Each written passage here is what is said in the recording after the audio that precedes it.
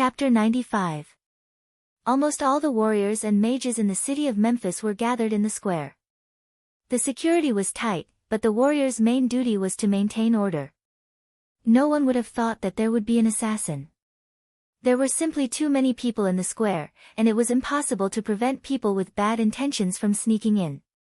However, trying to cause trouble in such an occasion was no different from courting death, and yet someone had done so. The assassin's timing was very clever. It was when the milky white light from the golden sky shone, and everyone was kneeling on the ground. Looking at the size of the arrow, only the strongest crossbow could shoot it, but the assassin used a bow. The bowstring was originally wrapped around his waist, and the spine of the bow and the arrow were hidden in a cane. The assassin disguised himself as a hobbling old man. Taking advantage of the people kneeling and praying, he suddenly drew the bow and shot the arrow. His movements were as fast as lightning. Not to mention the power and accuracy of this arrow, even the sudden action of shooting this arrow could only be done by a supreme warrior. It was too difficult for the arrow to hit Maria. How could the adoratress not have protection when she was casting magic? The magic formation was a barrier. The assassin wanted to take advantage of people's relaxation. The arrow was very strange. When it bounced off Amon's spear, it paused in the air for a moment, and then its speed became even faster. This pause was enough for the guards to react. There were 12 supreme warriors under the high platform where the adoratress was casting the spell, and 6 of them were facing this direction. Several swords rose into the sky and almost simultaneously cut the arrow flying in the air. Even if the arrow was made of the strongest material in the world, it would still be smashed to pieces. But something unexpected happened again. There were violent waves of power in the air, but there was no sound. Amon could only sense it using magic detection. Every time the swords cut the arrow trembled as if it had turned into a shadow. The violent vibration made it almost impossible to see it clearly. It paused several times in the air, but did not change direction and continued to fly forward, shooting into the air covered by the magic formation. Amon sucked in a breath of cold air. To be able to shoot such a powerful arrow, it was definitely a rare supreme warrior. But the scene of his javelin and the swords of several supreme warriors intercepting the arrow reminded Amon of a very clever magic, energy magic. There was no such thing as low-level or mid-level in energy magic. The starting point was the high level, and Amon had only just begun to practice it. This kind of magic was very profound and even difficult to understand. All kinds of magic were about communicating with the energy of the outside world and transforming it into the power of the laws of nature, and energy magic was the pure use of energy. Although Amon had never practiced magic before, he had a feeling that the energy contained in this arrow could only be produced by a supreme mage. The impact, conversion, and consumption of energy could not change the direction of the arrow. Before the arrow's power was completely consumed, it would continue to fly towards its target. How was this possible? No one could be both a supreme warrior and a supreme mage. This was the ultimate power of two sides that Amon pursued. Could it be that the assassin was a god? There was another possibility. The crossbow itself was an extremely precious magic artifact, and it was shot by a supreme warrior and a supreme mage at the same time. The warrior shot the arrow with all his strength, and the mage cast energy magic on the arrow. There was no time for Amon to think carefully. He wanted to continue to stop the arrow, but it was too late. He turned around and immediately rushed in the direction of the arrow, taking away the javelin of another warrior as he ran. It was the warrior closest to Amon. He was kneeling on the ground devoutly, not knowing what had happened. The javelin was still in his hand, and he didn't even know that it had been taken away by Amon. The arrow was shot towards the platform. Suddenly, a golden light barrier appeared in the void. The arrow was frozen in the air for about a breath's time, then it passed through the barrier and shot towards Maria. This distance was very close, only a dozen steps away. Maria was standing on the platform, casting an extremely difficult magic. She couldn't move at all if she didn't stop. But at this moment, someone had jumped onto the platform and stood in front of the adoratress. It was Gabriel. The blessings to the people did not stop, and the echoes of the bell were still floating in the square. Maria's body was covered with all kinds of protection, including a transparent air elemental armor, an invisible energy shield, and a divine shield that flashed in and out of the light of the rainbow. At this moment, all the brilliant mages in Montefiore were under the platform. More than half of them were operating the magic circle, but the others were not just for show. They immediately took action to protect the adoratress. Everything happened too fast. It was not a test of people's ability, but their reflexes. Maria could have dodged, but that would mean that the ceremony would be interrupted. She chose to trust the people around her. The protection should be able to block the arrow, but Gabriel couldn't let that happen. She did something inappropriate. Only the adoratress could climb onto the platform, but she jumped onto it. Gabriel swung the sword in her right hand. The silver sword struck the black arrow, causing a violent tremor. The parangan inlaid on the sword's edge was shattered, and the sword itself was broken into several pieces. Then time seemed to stop. Gabriel's left hand held the arrow, and the tip of the arrow touched the armor on her chest. Her grip was very steady. The arrow trembled like a struggling snake. Gabriel's nails were bleeding. The arrow was blocked. When the tremor of the arrow gradually stopped, countless cracks appeared on the body of the arrow, and then it turned into pieces and fell to the ground. Amon did not catch up with the assassin.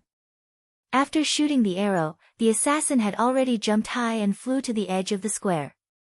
When Amon turned around, he only saw the back of the assassin. Then, there were people flying in the air and on the ground. They accurately stepped on the narrow space between the crowd and chased the assassin out of the square. On the platform, Maria's lips moved slightly. She gave an order: Vord, lead the mages, Ank, lead the warriors to catch the assassin. Burke, continue to operate the magic circle. Do not interrupt the ceremony. The shadow of the dragon, command the order in the square. There must be no chaos. Vord was a 9th-level mage and the chief high priest of the Temple of Isis. The other two high priests were Julian and Burke. Ank was an 8th-level warrior and the chief guardian of the Temple of Isis. The shadow of the dragon was another supreme warrior. For the first time, Maria publicly gave an order to command these people at the same time. In an emergency, there was no room for hesitation. Vord led 2 supreme mages and Ank led 2 supreme warriors. A total of 6 people chased after the assassin. Looking at the speed of the assassin's escape, ordinary people could not catch up at all. This was a real assassin. Regardless of whether his attack hit or not, he would immediately escape thousands of miles away. If one's reaction was slightly slower, they would not even be able to touch his shadow. Amon couldn't help at all. He turned around and picked up the javelin. When he looked up again, he saw the assassin jump out of the square. The other assassin threw something in the air, which turned into a shuttle in the air. The shuttle wrapped around the two of them and flew away. Sure enough, the assassin was not alone. There was another person at the edge of the square to receive him, and he had already prepared a magic artifact to escape. The magic used by the receiver was so brilliant, it was obvious that he was a top supreme mage. The step that the assassin took made Amon feel like he saw a familiar shadow. He had only seen the legendary first warrior of the continent, Enkidu, with such amazing strength and speed, and his figure was too similar. If it was really Enkidu, then the person who received him must be Gilgamesh. These two men were not afraid of anything, even daring to kill the gods. If it was really Enkidu and Gilgamesh, they had the ability to do so, but why would they come to Montefiore to assassinate the adoratress? It did not make sense in any way, and these two heroes did not look like people who would be assassins. Amon did not see who the two people were, and he only had some doubts in his heart, but he could not be sure. This was a shocking event, but except for the guards around the high platform and Amon in the distance, the hundreds of thousands of people kneeling in the square did not even notice it. Everything happened within a few breaths of the echoing bell. The adoratress ordered that the ceremony should not be interrupted and that the people should not be alarmed on the spot, and the trackers had already followed the assassin. With 3 supreme mages and 3 supreme warriors, coupled with the protection of the magic formation in Montefiore, it would be difficult for any assassin to escape. When the blessing ceremony was over, as usual, there was a grand carnival, and the people of the city shouted praises to the goddess Isis. This grand ceremony had been expected for 33 years. In the midst of the carnival, there was a hidden tension in the atmosphere of Montefiore. The protection function of the magic formation on the city wall was quietly activated, and the detection function was also turned on to the extreme. The city guards did not participate in the carnival, and patrolling warriors could be seen in every corner. The city of Montefiore looked as if nothing had happened. The adoratress completed all the ceremonies of the ceremony according to tradition, and at the same time, continued to order more people to track down the assassins. Warriors and priests on duty were not allowed to go home. Amon was transferred to guard the city wall that night, and the next day he returned to the archives of the Temple of Isis. After the blessing ceremony, he received orders not to tell the outside world what he had seen in the square, because the adoratress did not want to cause panic among the people. The news of the appearance of the assassins at the blessing ceremony of Isis eventually spread inside the Temple of Isis, and Amon also heard the private discussions of his colleagues. It was said that the chief high priest Vord and his men did not catch the assassins and let them escape. On the third night, Amon was suddenly informed that the chief high priest Vord had summoned him. He was taken to a majestic hall, which was not lit with candles or oil lamps, but was decorated with bright parangons, which were actually illuminated by magic. In the hall sat not only the chief high priest Vord, but also the governor of Montefiore, Giatugin, and the supreme warrior Gabriel. To Amon's slight disappointment, Maria was not present. Both the high priest Vord and the governor praised Amon's actions in the square, but it was mainly Gabriel who asked questions. She said approvingly, "The square is too big." More than half of the mages are helping the adoratress bless the people in the magic circle. The rest of the mages and supreme warriors are also around the high platform. The assassin was at the edge of the square, and there is not a single mage within 100 paces of him. You are not the warrior closest to the assassin. There are 12 people as close as you, and 4 warriors closer to the assassin. I saw the javelin you threw. I didn't expect you to have already achieved the 6th level, and your strength has reached the peak of the 6th level. Apart from you, the highest warrior around the assassin is only the 4th level. No wonder you were the only one who could react. There are 2 main reasons for calling you here today. First, Lord Gia wants to know what reward you would like to receive. The news that there was an assassin at the blessing ceremony will spread sooner or later. The adoratress has ordered that from tomorrow onwards, there is no need to hide it anymore. You can accept the praise of the people. Second, she wants to know if you saw the assassin's face clearly. Please try your best to remember it. Reward? Amon did not lack money or treasures, so the so-called reward was really unnecessary. He replied respectfully, "My life was saved by the adoratress at the Nile River. Otherwise, I would have become food for the beasts in the wilderness. With my weak strength, I couldn't have blocked the assassin's arrow. I just tried my best, and it was all part of my duty. If I discovered the assassin but failed to stop him immediately, as a warrior on duty, I should be punished. I'm just doing my duty, and I don't ask for any reward." To be honest, I didn't see the assassin's face clearly. When I turned around, he had already flown out of the square. I only saw his back, and he was tall and burly. But I have a feeling that this person's movements were very light, as if he had deliberately changed his body shape. As for the other person, I didn't see him clearly at all. It was just a black shadow that disappeared in a flash. He carefully recalled every scene he had seen in the square that day. After listening, the lords looked at each other. Vord nodded and said, "I only returned this afternoon after tracking the assassin and didn't catch him. I didn't expect you to see him clearly, but I still have to ask what I should ask. Sorry for making things difficult for a warrior like you. What you just said is very important. Can you tell me the reason? Why did you have that feeling?" Amon shook his head and said, "I can't describe it.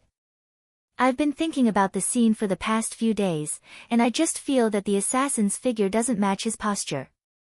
It's just a feeling, and there's no clear reason for it. Jia said, brave warrior, you probably don't know how terrifying the person you faced was, but you still charged forward. Your fearless spirit is worthy of praise. Although you don't ask for any reward, as the governor, I must reward you. This is an order that cannot be refused.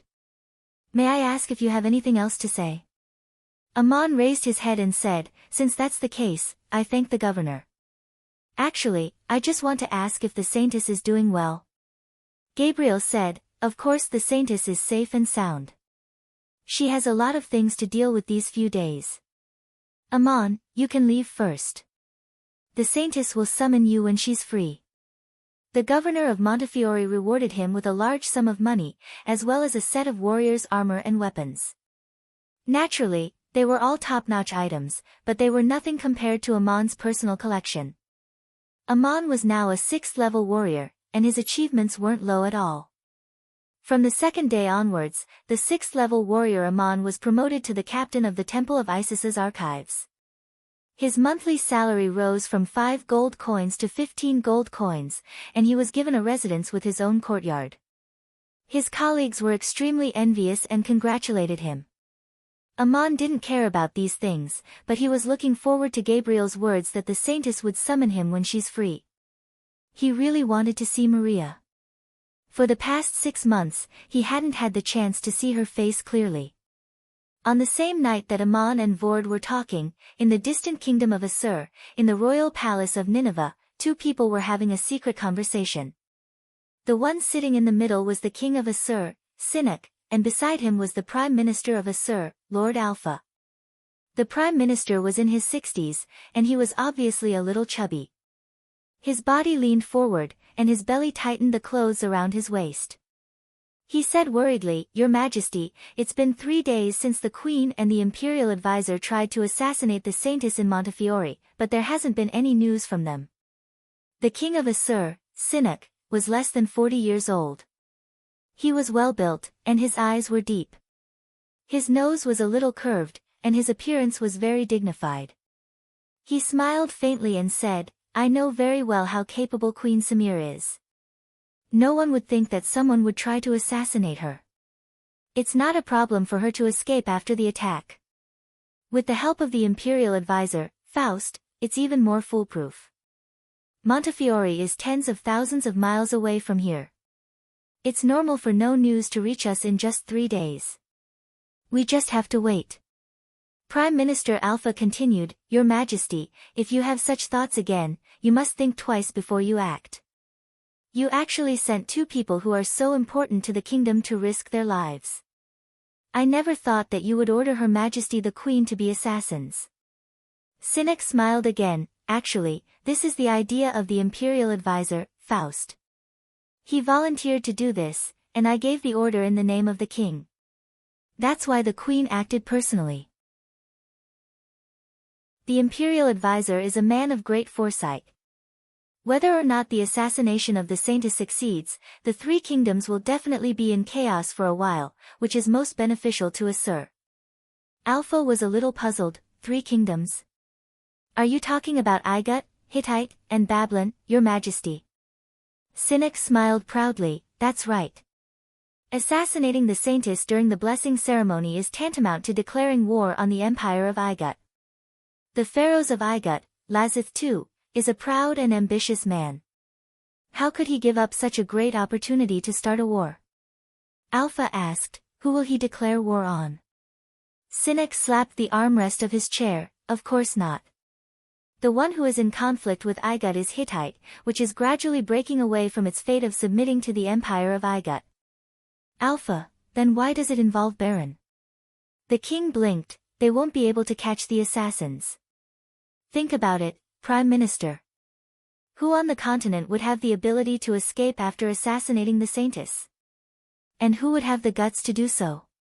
Alpha suddenly reacted, Enkidu and Gilgamesh. Sineka's laughter shook the roof. Prime Minister, your first reaction is the same. It's their fault for being in the limelight. There's no way Lazith too would not have thought of this. Alpha looked worried. Even if everyone is suspicious, what reason would Enkidu and Gilgamesh have to do this? Chapter 96. The king of Assyria shrugged. I don't know why. You'll have to ask them themselves.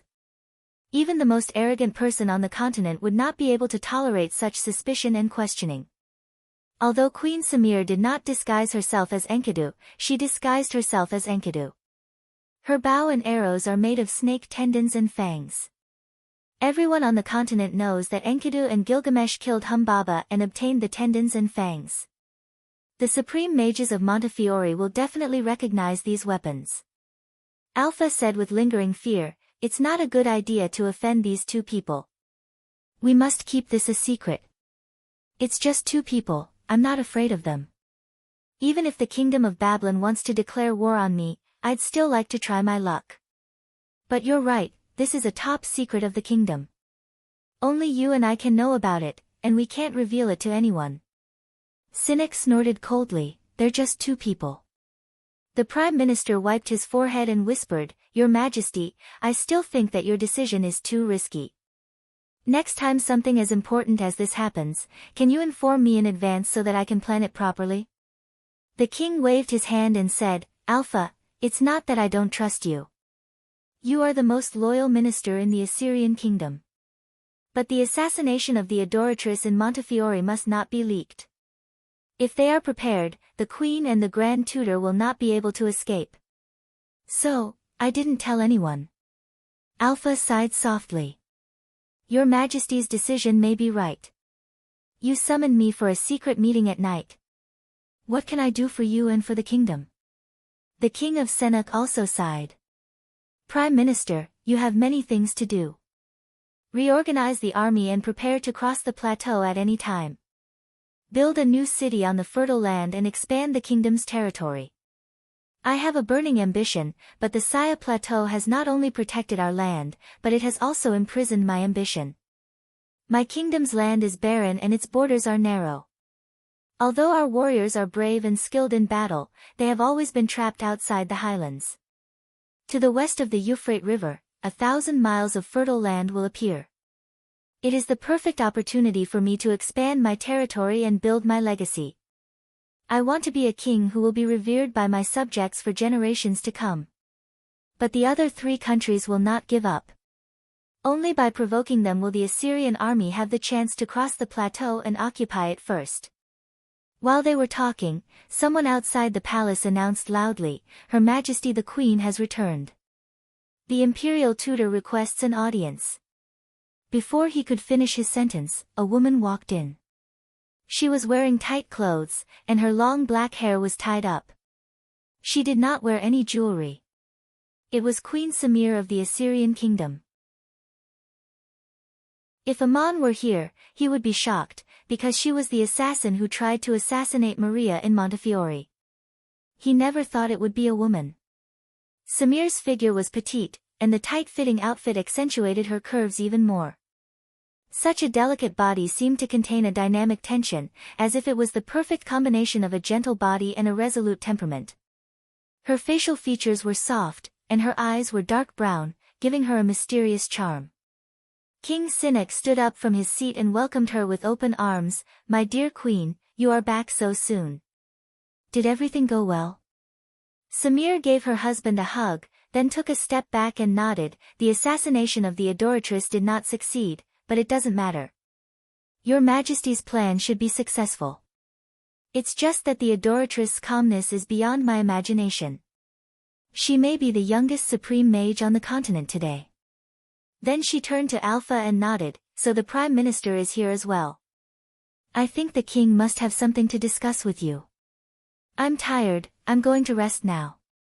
Alpha hurriedly got up and bowed. Your Majesty, you have worked hard. Samir then turned to the king and said, the imperial tutor is just outside the door. You can ask him about the details. Then she walked into the back of the palace. Her attitude was cold and arrogant, and she did not use honorifics when talking to the king. After the queen left, the Prime Minister whispered to the king, "Your Majesty, the Queen doesn't look very well. She seems to be angry. She will not be happy that you sent her so far away to carry out a dangerous assassination mission. You haven't seen each other for many days, and she rushed back to Nineveh overnight. Your Majesty, if there is anything you want to discuss, we can talk about it tomorrow. Tonight, try to comfort the Queen and express your concern." Sinak looked somewhat embarrassed. He coughed and said, "The Queen is tired and needs a good rest. I am the king, and I must prioritize the affairs of the state. The imperial tutor is still waiting outside. Invite him in to discuss the matter." There was a difference in status between the king and his vassal. Queen Samir could enter the inner palace directly, but Faust could only enter after being notified. The supreme mage was in his 50s, but he looked like an old man in his 70s or 80s. His curly hair was completely gray, and his face was full of wrinkles. He looked very haggard. 3 days and 3 nights of non-stop travel was indeed very tiring. On the other hand, his appearance was completely different from the pampered supreme mages. Faust was the chief elder of the Asur Magic Academy. It was said that he was the most knowledgeable person in the entire kingdom. He could recite every page and paragraph of the books in the Asur Magic Academy and the Asur main shrine accurately.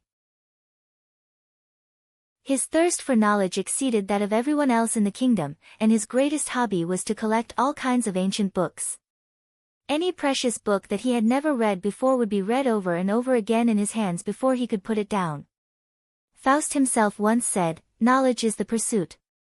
I want to find the power to change the world and life." In the kingdom of Asur, he was known as the Sage Tutor. This was not an official title, but later, everyone, including the king, called him by it. The imperial tutor had become an honorific title exclusive to Faust. The king gave Faust a seat and asked kindly, "Esteemed imperial tutor, I didn't expect you to return so quickly. How many flying scrolls did you use?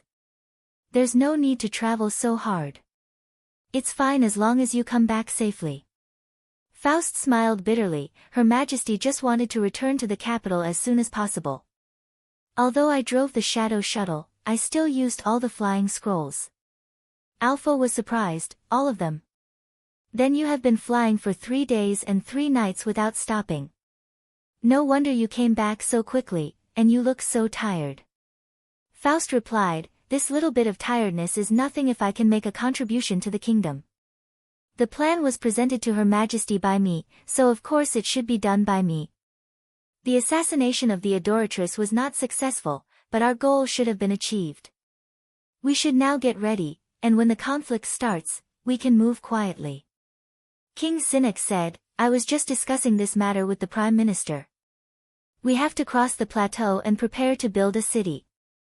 We have to start now, and we can't alert the others. 1,000 miles of fertile land will appear in the center of the continent. Do you think that the other kingdoms will know about this?" Faust sighed softly, "I have a hunch that the other kingdoms will certainly have their own experts. Even if they didn't react at the time, but more than 2 years have passed, and a large area of fertile land has emerged from the swamp. Everyone will know what is going to happen. Moreover, we are thinking, won't the gods find out about all this? When the time comes, they will certainly guide the people." Alpha continued, "I have studied the terrain there. The first large area of fertile land that is exposed from the swamp is near the foot of the Saya Plateau, while the other 3 sides are still surrounded by the swamp. Crossing the plateau is our obstacle, but the swamp will block the armies of the other 3 kingdoms. So in terms of geographical environment, the kingdom of Asur is the most advantageous." Faust took out his staff, and a shadow appeared in the void. It was the terrain around the town of Duk. He pointed to the inland lake at the northernmost end of the desert and said, "The armies can't enter the swamp for the time being, but that lake is a good place to set up a camp. The war will happen earlier. Only when they fight each other will we have the opportunity to quietly enter the south of the Saya Plateau and establish a foothold. As the area of fertile land above the water expands, the territory we occupy will gradually expand until it extends to the whole territory. Only then will we be invincible. The king frowned as if he was thinking. He asked again, "The empire of Igut is the most ambitious and the most powerful. It has long wanted to cross the desert and make all the other kingdoms surrender to it. What it wants most is such a piece of territory. And this territory is in the territory of the Hittite kingdom. Sooner or later, the war between the two kingdoms will break out. The assassination of the adoratress is just an excuse. In your opinion, when should it happen?" Faust thought for a moment and said, "War is not easy. The supply lines of both kingdoms are very long. Even if they want to start a war, they will have to make a lot of preparations. A large-scale war will take at least a year and a half. Prime Minister, will we be ready in this period of time?" Alpha narrowed his eyes and said, "It's not easy to cross the plateau with a large army. The giants are the most suitable as the vanguard. At the beginning, the area of land above the swamp will not be very large, and it will be divided into many islands. We will spread out along the foot of the Saya Plateau and slowly move forward. As long as we are not disturbed, the preparation work will not be a problem." Amon, who was far away in Montefiore, probably did not know that the journey back to his homeland would be full of dangers. Princess Sicila had already helped guide the giants to quietly enter the swamp and find an island to build their tribe. The king of Assur, on the other hand, was even more ambitious. He wanted to occupy thousands of miles of fertile land and open up a new territory to the south of the Saya Plateau. To achieve this goal, he even further intensified the conflict between the kingdoms by sending assassins to assassinate the adoratress.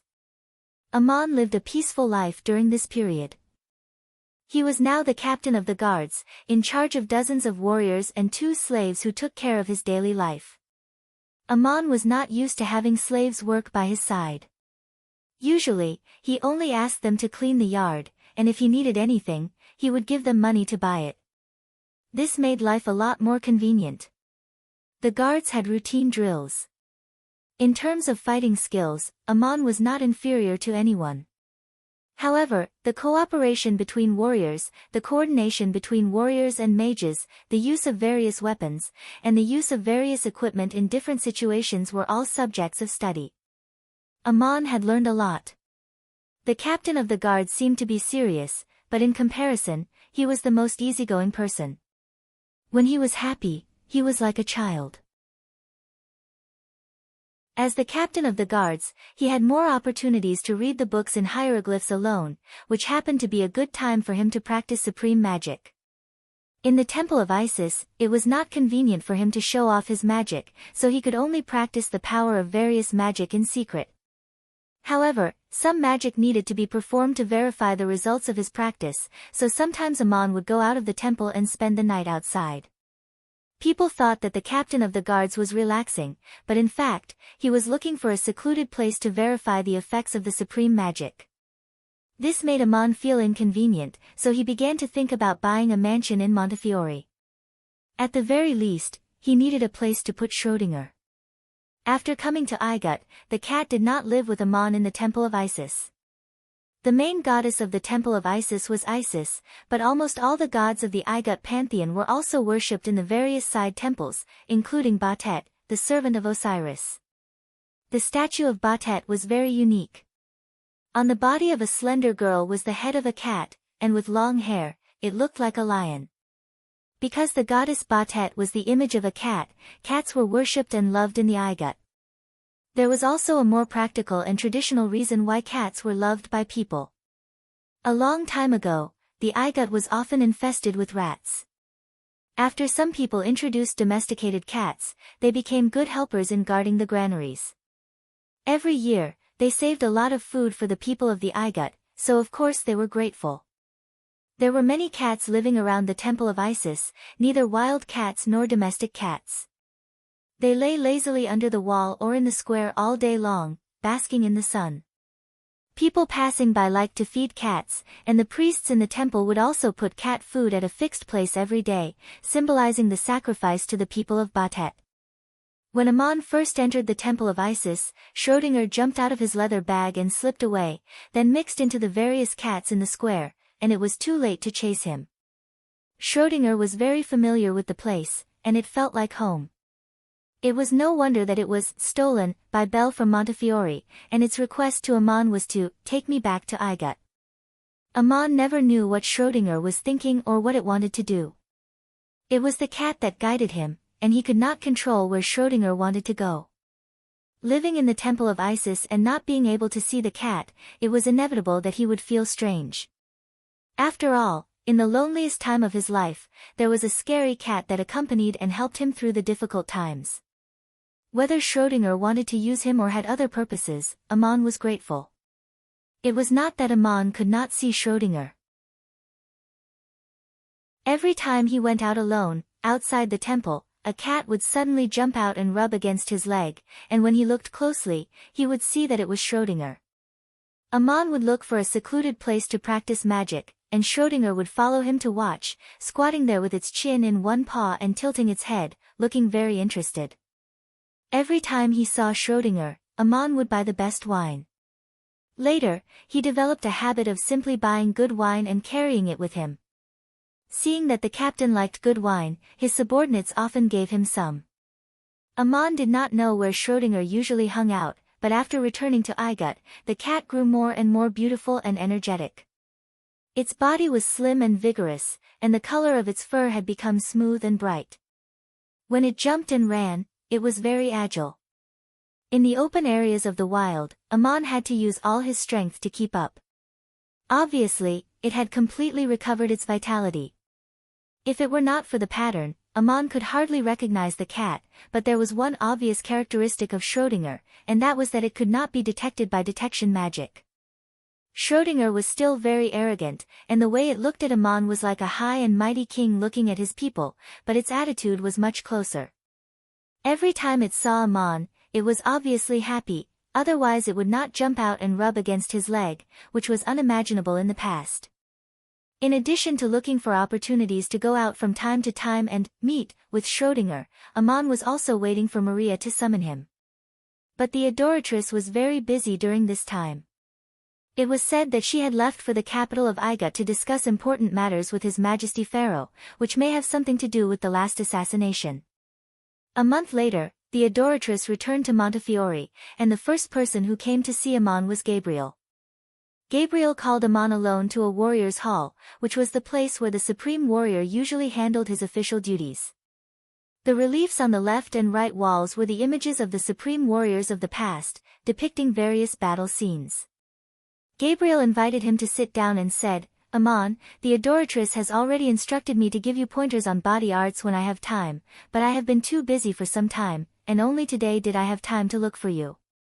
Amon hurriedly said, "I know you are very busy." Some time ago, the adoratress was about to break through to the 7th level, and also had to prepare for the blessing ceremony of Isis. There was an assassination incident at the ceremony, and I have to trouble Lord Gabriel with such trivial matters. Gabriel looked at him and suddenly asked, "Amon, how old are you this year?" Amon replied with some embarrassment, "I'm almost 17. Gabriel exclaimed softly, "Amazing, at this age, your achievements have surpassed mine. As long as you do not take the wrong path, you will definitely become a supreme warrior. The adoratress is right. If I am not mistaken, you obtained the opportunity to break through in the encounter on the Nile River, and after coming to Montefiore, your strength increased while recovering, and you became a 6th-level warrior." Amon nodded and said, "Yes, you are right." Gabriel added, "Everyone's experience is different, but there are always some encounters that are similar. When I first broke through from the 5th level to the 6th level, it was also during a battle on a mission. At that time, if it were not for the presence of the Supreme Mage Vord, I might have died, but after coming back, the growth of my strength broke through the previous limit, it was like I had experienced a new life." Amon nodded repeatedly and said, "I feel the same, it was indeed a difficult experience, and you are now a supreme warrior. If you can give me pointers, what will I experience from the 6th level to the 7th level?" Gabriel smiled faintly. "No one can say for sure, but to tell you the truth, I have actually forgotten." Chapter 97. Gabriel explained, "To be exact, I didn't realize it at the time. It was 5 years ago, when I was sent to carry out a mission to kill mutant monsters that often attacked the villages in the mountains. The situation was very dangerous. Someone told me privately that a priest wanted to take this opportunity to get rid of me, so he suggested that I be sent to carry out that mission. A kind-hearted person advised me not to take the risk and to be more careful. I only needed to kill a few ordinary monsters at the edge of the mountains and report back. When I arrived there, I also realized that the situation was indeed like this, and that I, a 6th-level warrior, shouldn't have been sent. But when I saw the villagers in the villages being attacked by the monsters, the lonely widows and children crying in front of me. Their fathers and husbands had died under the claws of the monsters, and they regarded me as the messenger of the gods, and all their hope. I prayed in the simple temple, and the statue did not speak, but just looked at me. At that time, I closed my eyes and listened to the voice from my heart. What was the meaning of accepting this mission? What was the oath I made when I became a warrior? I didn't come here because I was framed, and I didn't do anything to avoid being framed. My heart was finally at peace. The next day, I walked into the mountains with my sword, and came out after 7 days and 7 nights. I killed 13 mutant monsters that attacked the villagers, for the mission I shouldered, for the oath I made. I knew why I was sent, but since I was here, I had to be clear about the real pursuit in my heart. I didn't kill those mutant monsters for the sake of a priest in the temple. I was born into a noble family, and I have been able to practice low-level magic through the second awakening of my power. Although my mastery of basic magic is not as profound as that of specialized mages, I have always been focused on basic meditation. On the night I returned to the village, I suddenly felt a sense of relief in the silence. From then on, I achieved the 7th level and became a supreme warrior. This was not expected in advance, so I said I forgot, because I didn't think about it at all. Amon couldn't help but lean forward and ask, "Can you explain it more clearly?" Gabriel smiled bitterly and said, "My eloquence isn't very good, so I can't describe it very precisely. Or rather, it's a sense of fusion. What I want and what I do, my soul and my will, my yearning and my path, my strength and my spirit are all fused together. There's no difference. This is a completely different experience from a 6th-level warrior. If one day you also have this kind of achievement, you will be able to experience it for yourself." After returning from Gabriel's place, Amon had been thinking for a few days. The Supreme Warrior didn't know how she became a Supreme Warrior, but she told Amon how she broke through, which was also a very important inspiration. Amon had a feeling that this kind of breakthrough was very similar to the faith fusion test of practicing divine arts. Before Maria became a supreme mage, the books she read were hymns written by the adoratress from 100 years ago, not magic manuals. It seemed that whether it was body arts or magic, in order to achieve the 7th level, in addition to hard work, it was more important to have a breakthrough in the mind. What Gabriel said, Amon also repeatedly asked himself if what he wanted and what he did, his soul and his will, his yearning and his path, his strength and his spirit, were they all fused into one? After thinking about it, Amon felt that he hadn't done it.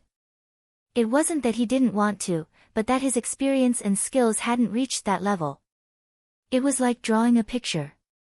Not only should all the outlines be outlined in one's mind, but one must also be able to draw it perfectly with the outline in one's mind.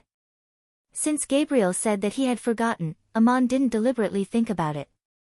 He just honestly practiced the 6th level of body arts and magic. With the 6th level of body arts, the power awakened in the blood was not only stronger, but it could also stimulate the resonance of energy from the inside out. Although Amon could do this before, he could use it more freely at this moment. What did this mean? A warrior could also fight against magic. The effect of magic was nothing more than a kind of communication and transformation of energy. Absolute power could still compete with it, especially in close combat. A 6th-level mage could practice high-level magic, which meant that he could master the laws that he didn't understand before. The first magic that Amon practiced was the very difficult spatial magic. If it were another mage, he might choose a powerful and easier to learn, such as fire magic. At this time, Amon wasn't inexperienced.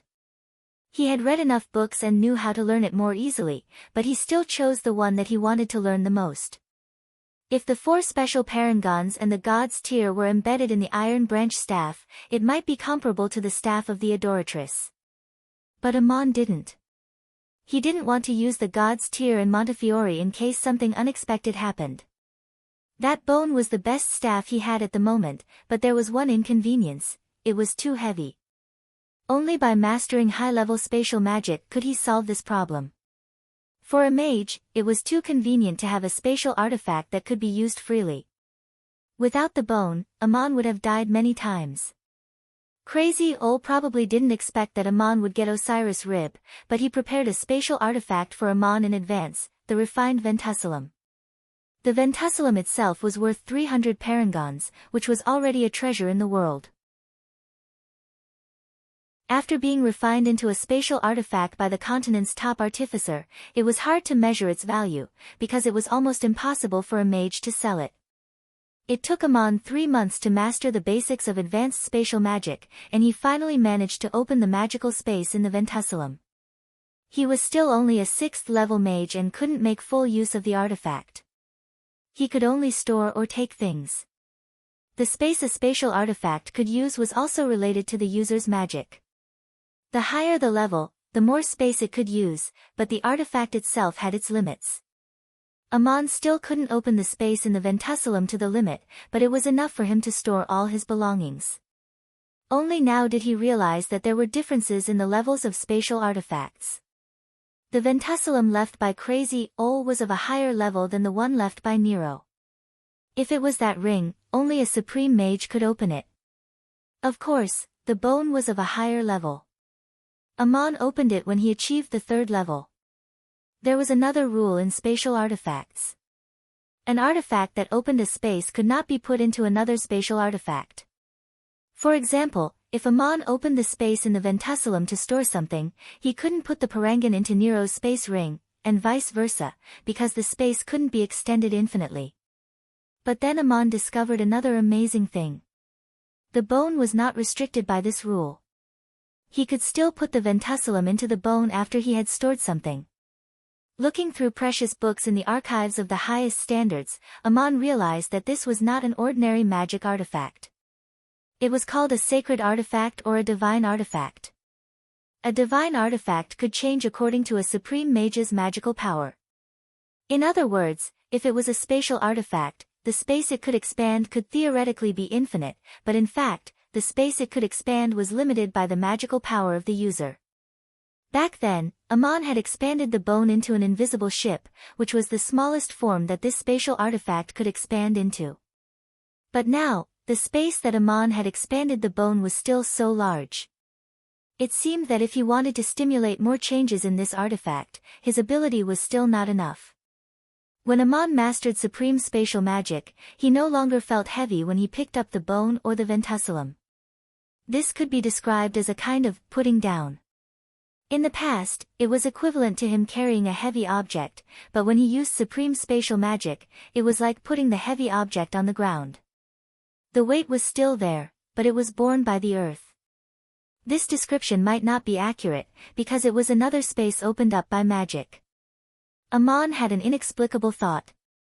What if such a magical space did not rely on a spatial artifact to expand, but used spatial magic to create a vast and stable space? When Bear died, he sealed off a space that was not opened by Amon until 30 years later, but it did not look like another independent space. Perhaps only the gods could do it. Amon had once entered the underworld of the Anunnaki realm. Was it such a space? Amon could only guess.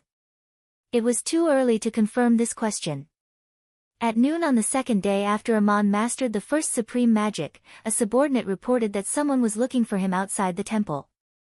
Ordinary people could not enter and leave the temple of Isis at will.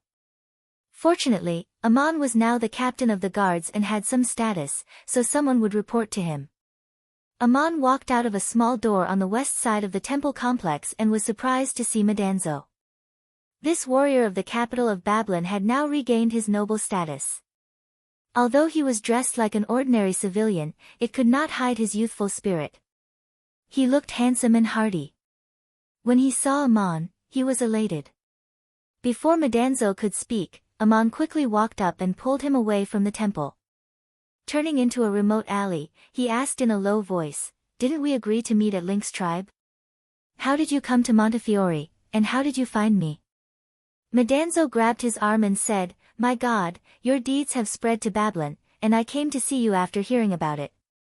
Now that you are the captain of the guards of the Temple of Isis, do you still have time to go to Link's tribe?" Amon was stunned. "What did I do? How did it spread to Babylon? How did you hear about it? Tell me everything in detail. Don't talk here, where do you live?" "Madanzo, I live in the house of the merchant Sayo in Montefiore. He treats me very well." Amon was stunned again. "Sayo, how do you know him and live in his house?" It was a long story. Madanzo explained as they walked, and Amon got the gist of it. Sayo was a merchant, and he also had a business in Cape States, mainly engaged in trade with the Kingdom of Babylon. Some time ago, he had a caravan to go to Uruk, and because the goods were very valuable, Sayo went in person again and spent a lot of money to hire enough bodyguards. He had a big business with the merchant Lescott Lee in Uruk, and he lived in Lescott Lee's house. Lescott Lee asked him why he had not come in person for so long. Sayo sighed as he drank. "Brother, I almost lost my life when I left from your place last time." Under the influence of alcohol, Sehather began to talk about his experience in the desert. He told them that the caravan had encountered some fierce bandits. Only he and Aesop survived and were rescued by a warrior. The warrior was called Amon, and he also knew Lescott Lee. He did not mention that the bandits were the night wolves, but the experience was indeed thrilling. Next, Sayo began to brag, because he had met a great hero, and they became friends through thick and thin. Amon was a 6th-level warrior, only a little bit away from becoming a 7th-level supreme warrior. He had obtained the staff of the Oracle of Cape and a large number of precious treasures in the mountains, and he had returned them from thousands of miles away. The governor and supreme mages of the Cape States all thanked and praised him, and he was even praised by the Adoratress and became an honorary warrior of the Temple of Isis. Then he asked, "Did you hear that before I came, something big happened in Montefiore? At the blessing ceremony of the goddess Isis, there was an assassin who dared to assassinate the Adoratress." At this point, Lescott Lee hurriedly interrupted him and ordered all the servants around him to leave.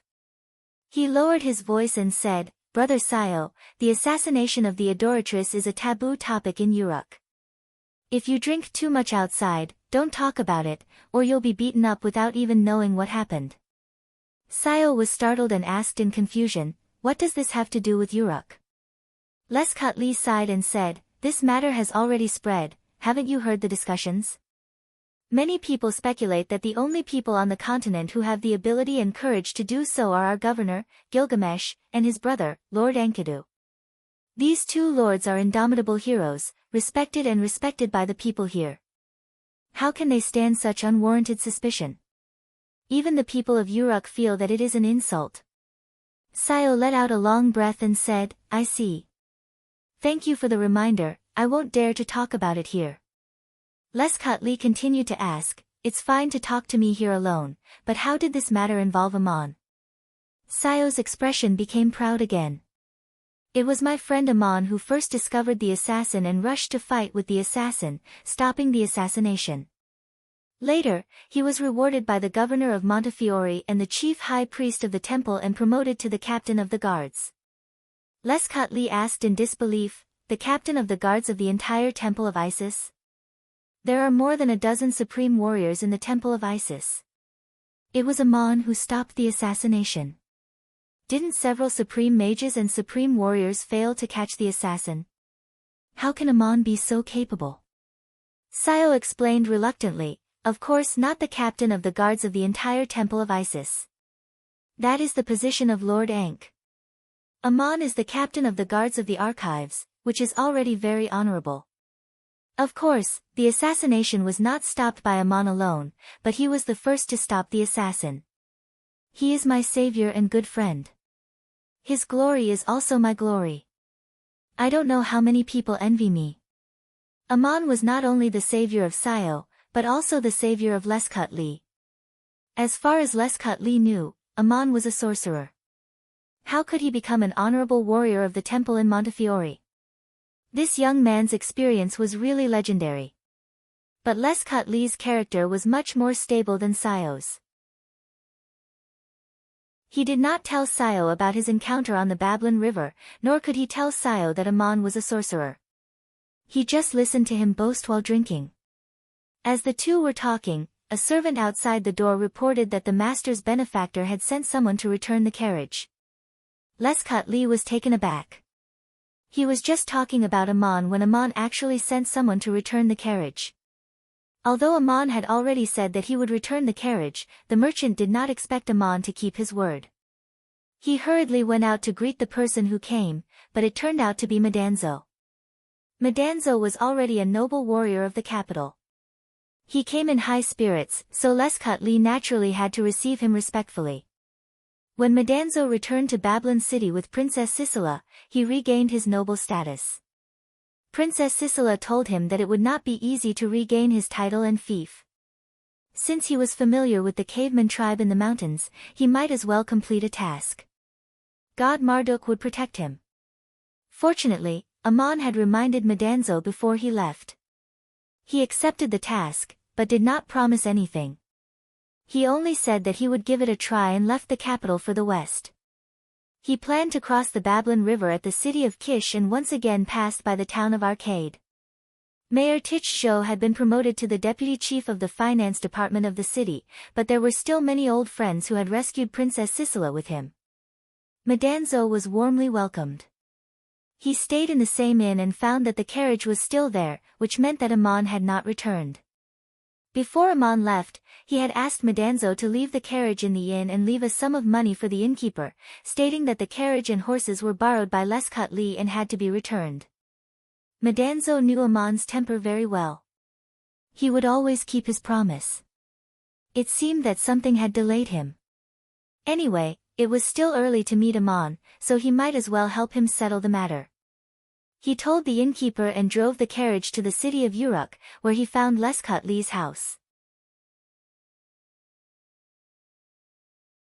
Chapter 98. At first, Lescott was worried that Amon's identity as a sorcerer would bring him trouble or danger, but now it seemed that the possibility was very small. Amon had worked side by side with Prince Binut and rescued Princess Sisela from the giant's tribe. He had connections with two of the most distinguished figures in the kingdom. Who would want to offend such a person for no reason? As long as Amon didn't say it himself, no one would question whether he was a sorcerer or not. This young man is really something. He's involved in everything. Madanzo learned about Amon's recent situation from Sayo. He didn't expect that Amon's experience after he broke up with him would be so interesting. In Madanzo's mind, Amon was like a god. Even if he did something miraculous, it wouldn't be surprising. Now that he knew where Amon was, he made a request to Sayo. He asked him to accompany his caravan back to Montefiore to find Amon as a bodyguard. Of course, Sayo agreed. Madanzo was a noble warrior in the capital of Babylon Kingdom. In order to see Amon, he was willing to lower himself to be Sayo's bodyguard. This made Sayo feel very flattered. When they arrived at Montefiore, Madanzo wanted to find an inn to stay in. However, how could the enthusiastic Sayo let him go? He insisted that Madanzo stay at his home and treat him well. As they talked, they arrived at Sayo's mansion.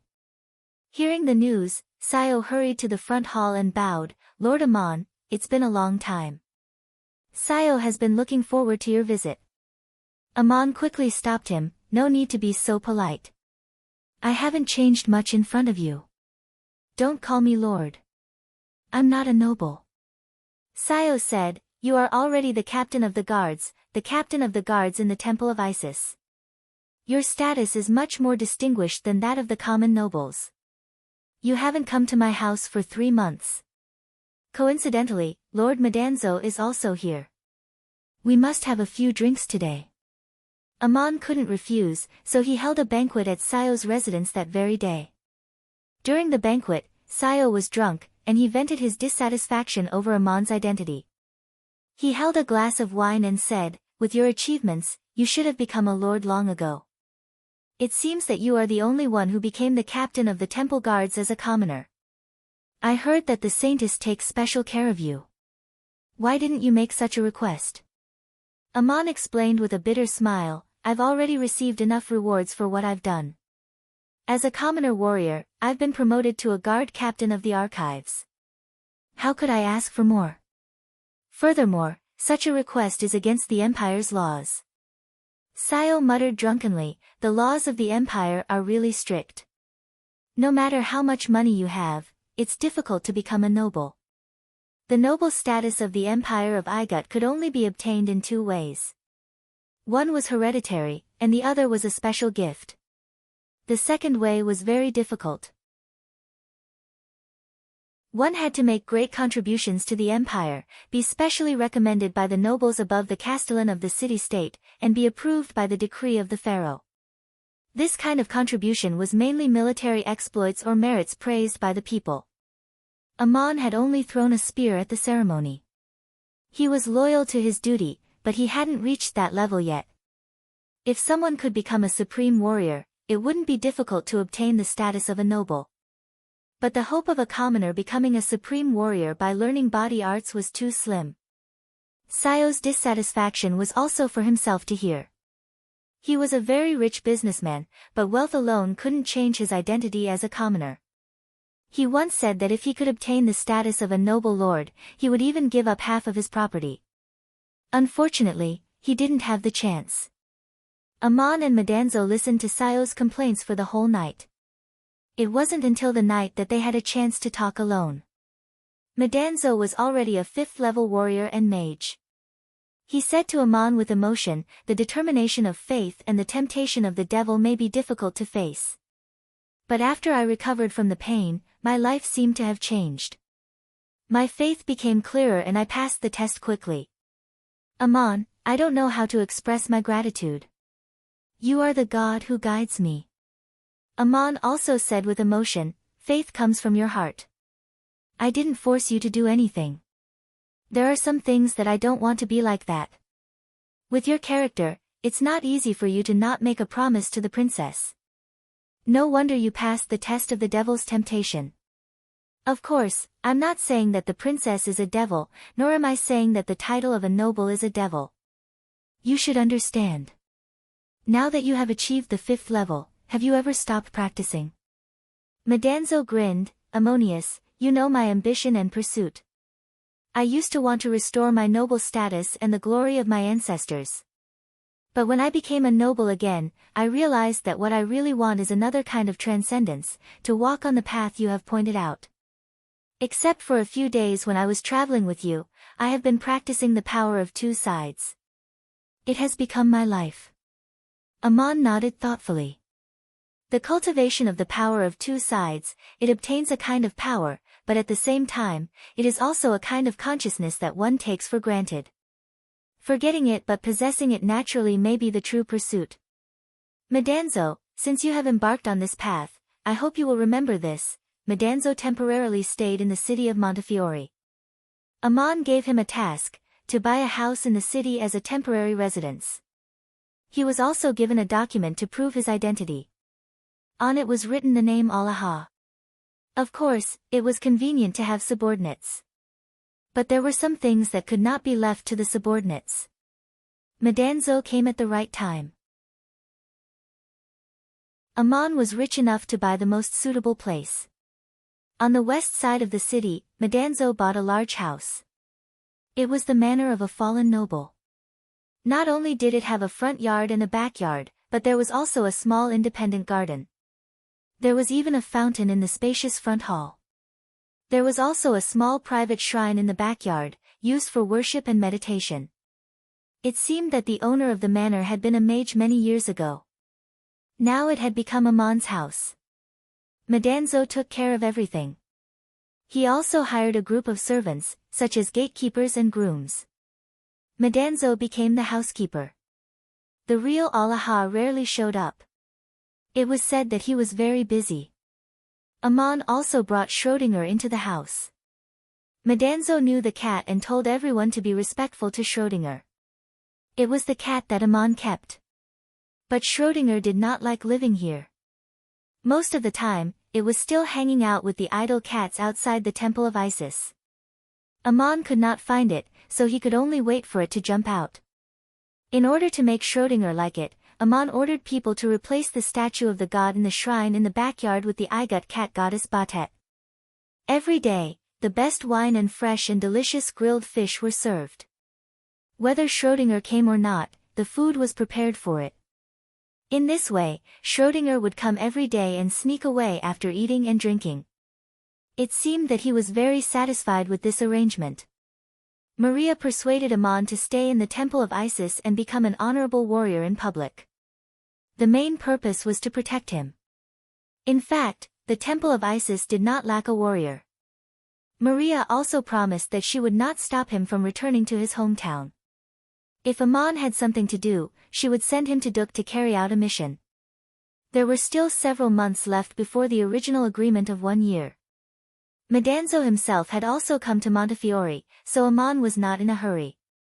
Whether it was magic or body arts, the higher the level of practice, the more profound and complicated it became. For the first time in his life, Aman suffered a failure. He wanted to process the snake tendon he obtained on the Babylon River into a magic artifact, but he did not control it well enough. He watched the precious snake tendon break in his hands and become useless waste. But he also had another unexpected gain, which was from Schrödinger.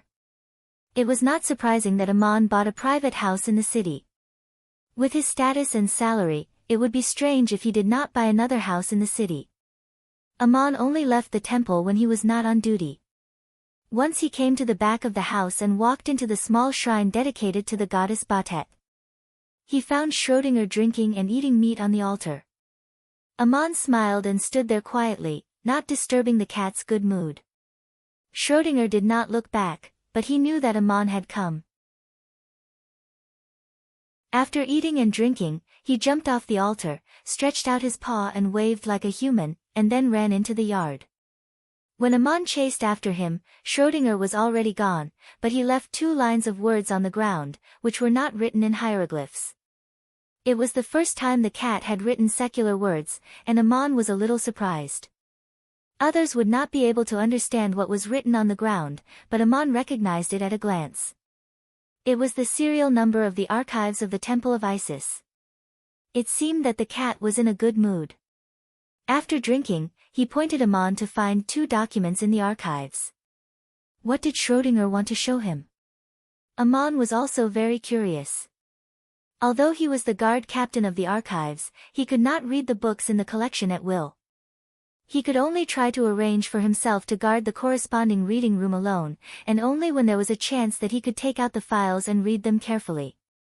The first document was found very quickly. It was placed at the bottom of a shelf protected by a detection magic circle in a high-standard document collection room. Fortunately, Aman's detection magic had been practiced to the highest level, and he could take out the document without sounding the alarm. The result surprised and delighted him. The name of the document was The Land of Marduk, and the content of the document was the legend about the town of Duk mentioned by Maria. Aman had spent more than half a year searching for it, and if it had not been for Schrödinger's guidance, he did not know when he would have found it. It seemed that the cat also knew what he was thinking. Aman never thought that the name of the town of Duk was related to the main god of the kingdom of Babylon, Marduk. It was the place where Marduk became famous, and it was the battle of the gods of the Anunnaki long ago. In the myths and legends of the Anunnaki, the first to become gods were the male god Apsu and the goddess Tiamat, and they gave birth to the male god Laham and the goddess Laham, and the female Laham gave birth to the god Anu. The Anunnaki divine clan was named after the god Anu, and it was said that he was the supreme god with the highest status. But what was going on? It involved a very long battle. The god Anu had 2 sons, Enlil and Ea, and Ea was the legendary god of wisdom. He had a son named Marduk. Enlil gave birth to the god of the moon Nannar and the god of the sun Utu, and the god of the moon Nannar gave birth to Murin, known as the goddess of Venus. These gods did not necessarily represent the sun, the moon, and the stars, but they were just their names in the human world. Murin had once told Amon that the relationship between the gods was not the kind of blood relationship that mortals understood, but she did not explain much about it. But in the ancient books and legends that Amon had seen, it was still recorded according to blood relationship. It was said that when the gods divided the divine realm, there was a conflict, and Ea attacked and killed Apsu.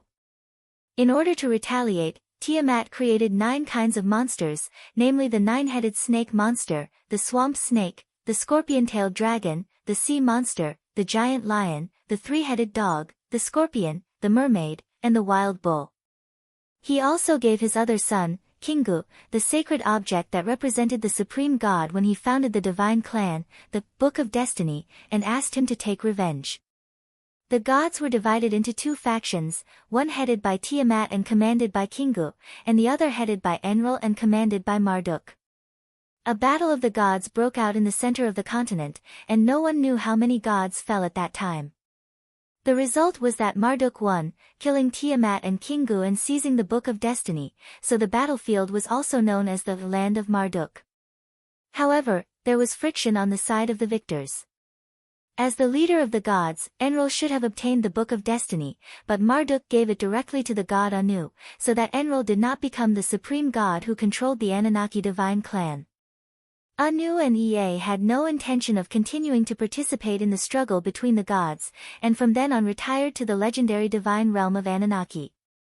A conflict broke out between the 2 great gods, Enlil and Marduk, and the result was the division of the divine realm, with the rest of the gods attached to the 2 great gods' divine realms and enjoyed their own divine realms according to their contributions in the battle of the gods. Legend has it that the blood of the fallen gods condensed into the flame sprite, the muscles condensed into the Taraculus, the breath condensed into the enchantress of the wind, the sweat condensed into the Aquaticore, and the crystallization of the bones into ordinary parangons. And the god's tear was condensed from the tears shed by the gods. The town of Duk was not the only place on the continent that produced parangons, but the production was very high, which naturally had something to do with the ancient war. When the 2 great gods divided the divine realms, the land of Marduk was drawn to the edge of Enlil's divine realm. Enlil did not want his own divine realm to have the name of Marduk, so the place where people lived was shortened to the town of Duk. There was no record of this legend in the local shrine, but it was recorded in the documents of the temple of Isis far away in Igut. The land of Marduk was once very fertile, but because of the battle of the gods, it became desolate and devastated. That was the place where the gods had fallen, where they had been rejected by the gods, and where they had been exiled. The miners who lived there for generations to mine parangons for the people who worshipped the gods, and they were not allowed to leave their hometown. This was a kind of punishment, and it was said that their ancestors had supported Tiamat and Kingu in the battle of the gods. Legends were just legends, and no one could say for sure whether this was the truth or not. Amon grew up in the town of Duk, and he knew that the patron of the town was Murin. How Murin became the patron of Duk was not mentioned in the document, but it did mention 2 other things that caught Amon's attention. One was that the miners of Duk were cursed by the gods, and they had to do heavy labor for generations. The skills of the miners of Duk were also taught by the gods, including the awakening ceremony of power, and even the most basic magic skills. It was similar to the second awakening of power, but there was no real breakthrough. The purpose of the gods teaching the skills of the miners was to make them work for generations until they were redeemed and forgiven. No wonder Maria once said that Amon was a miner of Duk, and it was not difficult for him to pass the second awakening of power. She was the adoratress of the goddess Isis, and she did not care much about the legend of the Anunnaki divine clan. The truth of the legend was unknown, but the skills of the miners of Duk were true. The last step of mining parangons was done by mages, and only in Duk was it done by the miners. The second was a prophecy passed down from an unknown era. When the land of Marduk became fertile again, there would be a new god of the gods. Another was that there would be a new war of the gods. These legends could not be verified, but in the main shrines of Hittite and Assur, Enlil's oracle was clearly recorded. He would make the land fertile again, and he would become the true god of the gods. After reading the myths and legends recorded in the document, Amon gasped. These should be legends from a long time ago, and no one knew whether they were true or not. But Duk was indeed a very special place. He could not meddle in the affairs of the gods, but the land around Duk was about to become fertile again. If he wanted to guide his people back to their homeland, the road would be full of thorns and blood. Then he thought of another thing. Finding the way to become a god was the task given to him by Crazy Ol. Was it also related to the ancient legend and prophecy? Bear had been here before, and he had a connection with Crazy Ol. Crazy Ol should also know the records in the ancient book. Amon turned to the last page of the document, and his guess was confirmed. Someone had left 2 marks in the blank space. They were very vague, but the lines looked very much like the 2 sides of the token that Crazy Ol gave him. That token used to be Bear's token, so why did he leave the marks here? Was he waiting for someone else to read the document? Or was he hinting at something? Amon subconsciously wanted to take out the token and compare it, but then he remembered that he did not have it with him. It was not difficult to find the first volume, but it was not easy to find the second volume that Schrödinger had pointed out. According to the index number, the second volume was locked in a cabinet with many other important books. The key was in the hands of the senior priest in charge of the archives. The cabinet and the lock were enchanted with magic. Amon could not open it without leaving a trace, so he had to wait for an opportunity. Before Amon could wait for a suitable opportunity, he was summoned by the adoratress. It was still Gabriel who delivered the message in person. The place where the adoratress summoned him was the study where she dealt with official documents. It was very spacious, like a small palace. The adoratress gave him enough courtesy and allowed him to sit. The seat was far away from him, and there was a blanket in front of him. Amon could only salute on the blanket and then sit down to talk. Maria sat behind the desk. This was a private meeting. There was no one else in the study. Maria had asked Gabriel to leave. The distance didn't affect anything. Amon could still see her very clearly, even the curve of her eyelashes was incomparably clear. According to common sense, Maria should first praise Amon for his behavior at the blessing ceremony, but she did not say so. She just looked at him and asked, "Amon, how are you?"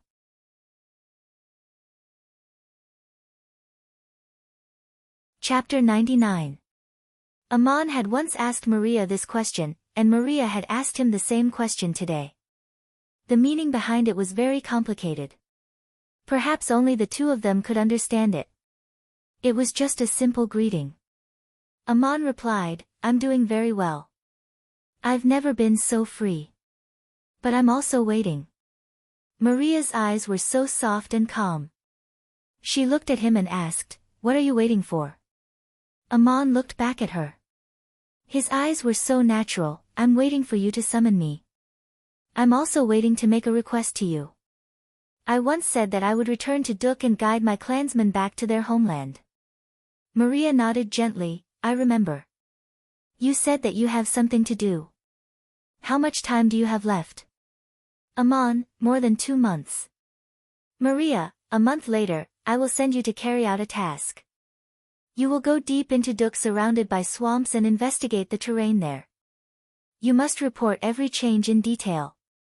You are the most familiar with the area and the most suitable person to complete this task." Amon, "Thank you. I will definitely complete this task." Maria said worriedly, "I have to remind you that after the flood, many monsters appeared in the mountains, plains, swamps and deserts. This trip will be full of danger." Amon was slightly surprised. "I just passed through there last year. I didn't see any." Maria asked, "From where did you get to where?" Amon, "From the south of the inland lake, through the desert to Saya." Maria explained, "The monsters mainly appear in the northwest of the inland lake. With the receding of the flood, they have appeared in large numbers in the past 6 months. Now there are also many poisonous scorpions in the desert. Do you need to send enough mages to protect you? But you can't send a large group of people there. And this is a cross-border operation. I can't go with a public identity." Amon shook his head, "No need. I grew up there. It's more convenient for me to go by myself." As for the danger, I have experienced too much. I'm not afraid of it. Whether it's dangerous or not, whether it's a mission or not, I have to go. Now that I heard that a lot of monsters have appeared in that area, I have to go and investigate. Maria sighed softly. Perhaps there is more than one path that people can choose. 1,000 miles of fertile land has appeared in the center of the continent where monsters run amok. It will be a place where countless heroes will build their achievements, but it will also be a place where various kingdoms will fight and kill each other.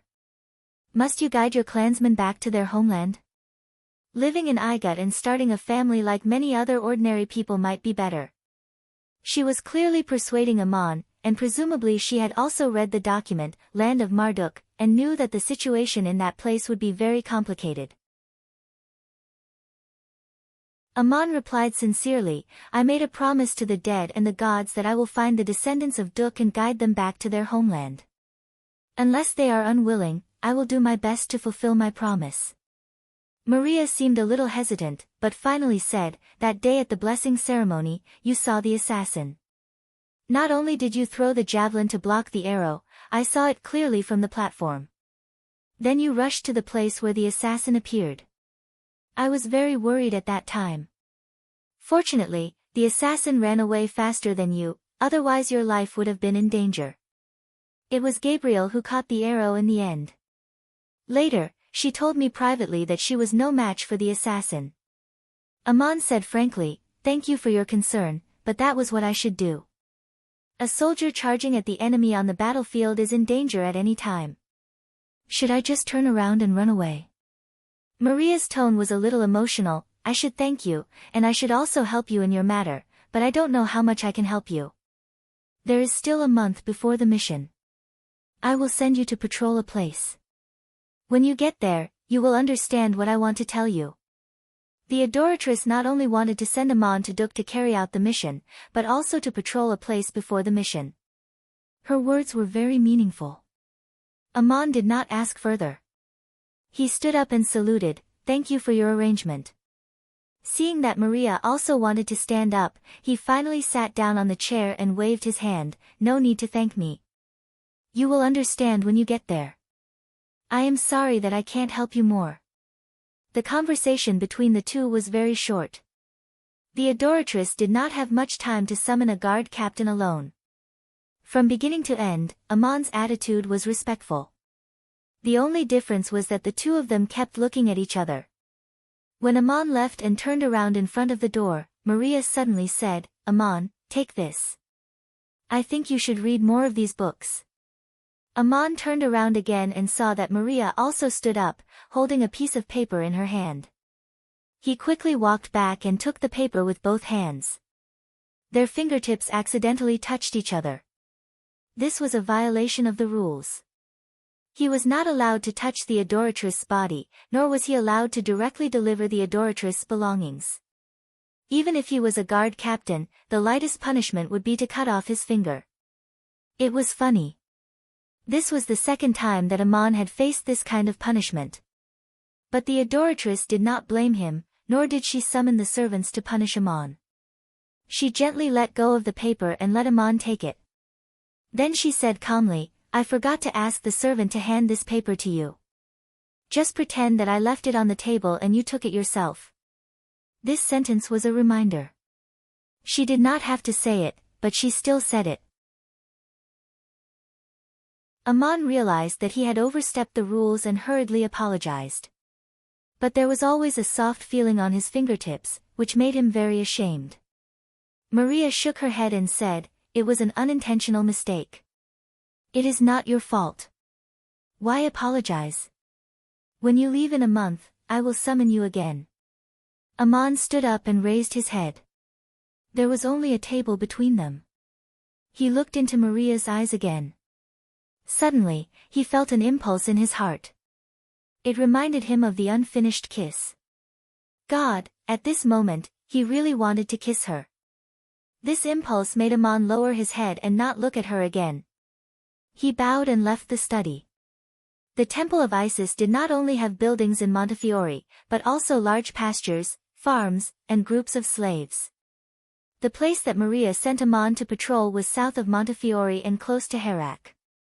It was about 200 miles west of the Nile River. It was far from the river valley and the climate was dry. It was a semi-desert area with many tall stone mountains. There was sparse grass at the foot of the mountains. There were only some very drought-resistant shrubs in the crevices of the rocks.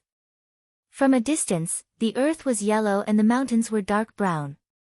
At the foot of the mountains, there was a series of simple buildings made of stone. This place was very important to the Montefiore temple. It was one of the main producers of parangons in the lower Igut.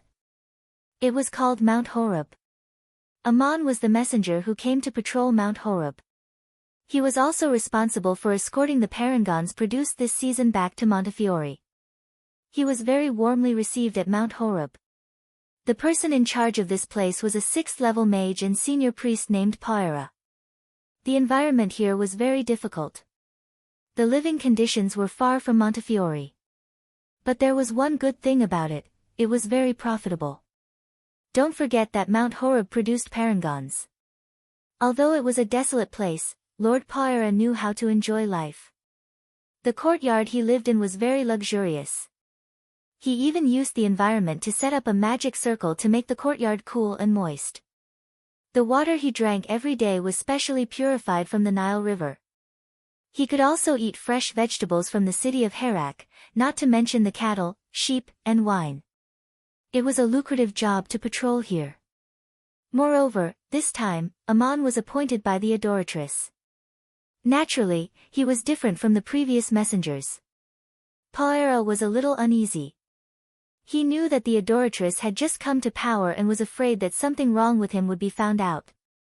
So he gave Amon a generous gift as soon as he arrived. Paira's worries were unnecessary. Amon didn't want to deliberately cause trouble, nor did he want to blackmail him. He saw Paira's surprise and took the gift with a smile. After checking the accounts, he counted the parangons stored in the cellar and ordered the carts to be loaded with the things that should be transported back to the temple of Isis. Paira finally heaved a sigh of relief. Amon didn't care how well Paira treated him, nor did he deliberately find fault with him. A few days after arriving at Mount Horeb, he spent most of his time reading in his room. The paper Maria gave him contained the file numbers of several scrolls. Amon borrowed them from the archives and read them when he had time. Not all the documents in the archives of the Temple of Isis were written in hieroglyphs. As a warrior, Amon could also apply to borrow some scrolls recorded in the secular language. But during this time, Amon hadn't read a single one. He didn't even know how to flip through the secret texts written in hieroglyphs until Maria gave him this list of books. Amon didn't expect that Maria would let him read a book on the art of war. The content was about marching, how to integrate logistics, how to arrange battle formations, how to manage various troops, and how to command legions in battle. Amon was a warrior and had achieved the 6th level at a young age. It was very likely that he would become a supreme warrior in the future. Could it be that Maria was looking forward to him becoming a general? Of course, just reading books on the art of war wouldn't make him a good general, but it was still very useful. The proportion of people on the continent who could read was very small, and even fewer who could understand the art of war. But the book Maria let Amon study was very complete and systematic. It basically mentioned how to deal with any situation encountered in a battle. At least, it gave him the capital to start. If he became a supreme warrior and systematically studied the art of war, he would definitely be qualified to be the leader of the army in the future. Was this a hint from Maria? Amon studied very seriously. He also silently deduced the various battle scenes mentioned in the book. He memorized all the contents of the book from Montefiore to Mount Horeb. The accounts were checked and the parangons were sealed. But Amon didn't leave immediately, because he still had to patrol. On the 3rd day after arriving at Mount Horeb, Amon asked Paira to go to the mine to see the process of mining parangons. Since Maria sent him here, there must be a reason. Of course, Amon had to patrol every place. Paira advised him at the table, "Lord Envoy, you don't have to go to that place yourself. If you really want to patrol, you can just watch the scene of the mages mining the ore. I will praise you in my report on how carefully you did it. Aman laughed in his heart. It seemed that the people here didn't know his origin. He was a real miner. The backyard of the house he grew up in was a workshop. He smiled and explained, "You don't have to call me Lord Envoy. Although I am the envoy, I am still a civilian. The adoratress ordered me to patrol the mine. Naturally, I have to be loyal and go to every place. Even if it is inconvenient for the noble lords to go, I should go." He wasn't a noble. Poirot was well aware of this, but the captain of Mount Horeb's guards, Hardadef, who was sitting at the same table as Poirot, showed a look of surprise and disdain. John was born in a great noble family in Montefiore. Now, like Aman, he was also a sixth-level warrior. He was cruel and had hurt people in a conflict. That was why he was transferred to Mount Horeb as a guard captain. It was a punishment. Hardadef was arrogant by nature, so he naturally resented staying in this remote place for a long time. Now, there was a special envoy who was said to be highly appreciated by the Saintess. Coincidentally, he had made several meritorious deeds and was promoted to guard captain despite being a commoner. Hardadef felt depressed when he compared himself to Aman. At the same time, he looked down on Aman, which he inadvertently revealed at the table.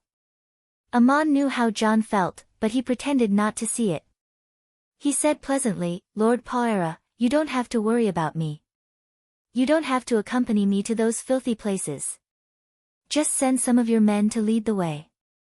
I will patrol the place. It will be easier for the adoratress to complete her task." The mine of Mount Horeb was very large. It not only produced parangons, but also the stone used to build the shrines and the pyramids of the pharaoh. The first day Aman went to the mine, he felt like he had returned to his hometown. The mine here was much larger than the one outside Duk. There were guards to maintain order and craftsmen to direct the work. Most of the mining work was done by slaves. It was very hard work.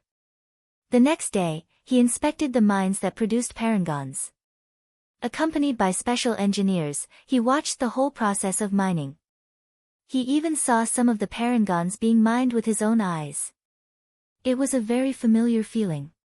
He walked around the mines and found that the distribution of the mines here was much larger than that around Duk. The number of miners here was more than 10 times that of Duk, but the production of parangons was less than 1/10 of that of Duk. On the morning of the third day, Aman inspected the last step of the process of mining parangons. In a large and clean stone house, there were dozens of junior mages. They were using their staffs to open the mines and extract the parangons. These mages were sent by the Temple of Isis. They would be rotated every season.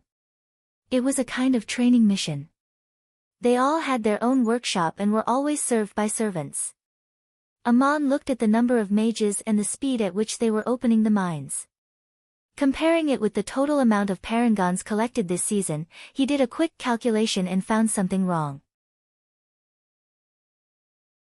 He asked the priest who was accompanying him, "According to my calculations this morning, the amount of parangons mined by these mages is only about 60% of the total produced this time.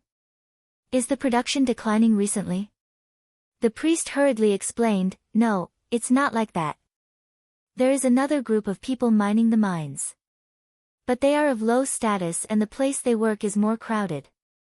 Anyway, Mr. Aman has seen everything that needs to be seen. There is no need to go anymore." Aman paused for a moment. Sure enough, there was a situation here. The last step of mining was done by mages. How could there be a lowly person here? He immediately said, "I've even entered the mine, not to mention the workshop. Since I'm here, of course I have to inspect all the places. Take me there." The priest reluctantly said, "It's already noon. Let's have lunch before we go." Good wine was served at lunch. Several members of the patrol team kept urging Aman to drink. Aman drank a lot, but he was not drunk. After lunch, he urged his guards to inspect the rest of the places. The priest had no choice but to take Aman to a group of stone houses guarded by guards. It was like an independent village, surrounded by some low and shabby houses. In the middle of the stone houses, there was a large hall. The roof of the hall was not high and the door was very narrow. There were guards with weapons in front of it. Before Aman entered the door, he heard a loud shout from inside, "You dirty miner, do you want to die? How dare you destroy parangons? The envoy of the Temple of Isis has arrived and ordered us to mine enough parangons for this season. But you can't finish the task. No one will have a good end. He is the example." Aman, who was walking inside, heard the roar and the sharp sound of the whip. He heard the words and dashed in like an arrow. The hall was very large, and there were many workbenches arranged around it. Dozens of miners in rough clothes were working with sledgehammers in their hands. On the anvils were the ores that had been mined, and only the final step was to extract the parangons. Behind a workbench near the door, there was a frail young man holding a heavy hammer. The ore core in front of him had already turned into powder. It was obvious that he had not controlled his strength perfectly when he dropped the hammer, and even the god's stone was destroyed. Aman recognized the young man at a glance. His facial features were so familiar, but now they were dark and thin. It was Moses, the son of Mayor Dusty. The captain of Mount Horeb's guards, John, had a furious look on his face, and he was waving a long whip at Moses. His vision blurred, and the whip landed solidly on a person's back. The person's clothes split open, and a bloody mark was left on the person's skin. The man turned around slowly with a sullen face. His chest was heaving violently, as if he was trying to suppress his rising anger. It was Aman, the patrolling envoy sent by the Temple of Isis. John was also shocked. He quickly put down the whip and said, "Mr. Aman, why did you suddenly rush in?" "I couldn't stop my whip. I'm sorry to hurt you. It was an accident."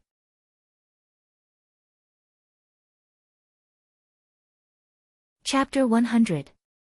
Aman pushed away the person next to him and shook his head. "No, it's not an accident. I took the whip for this miner.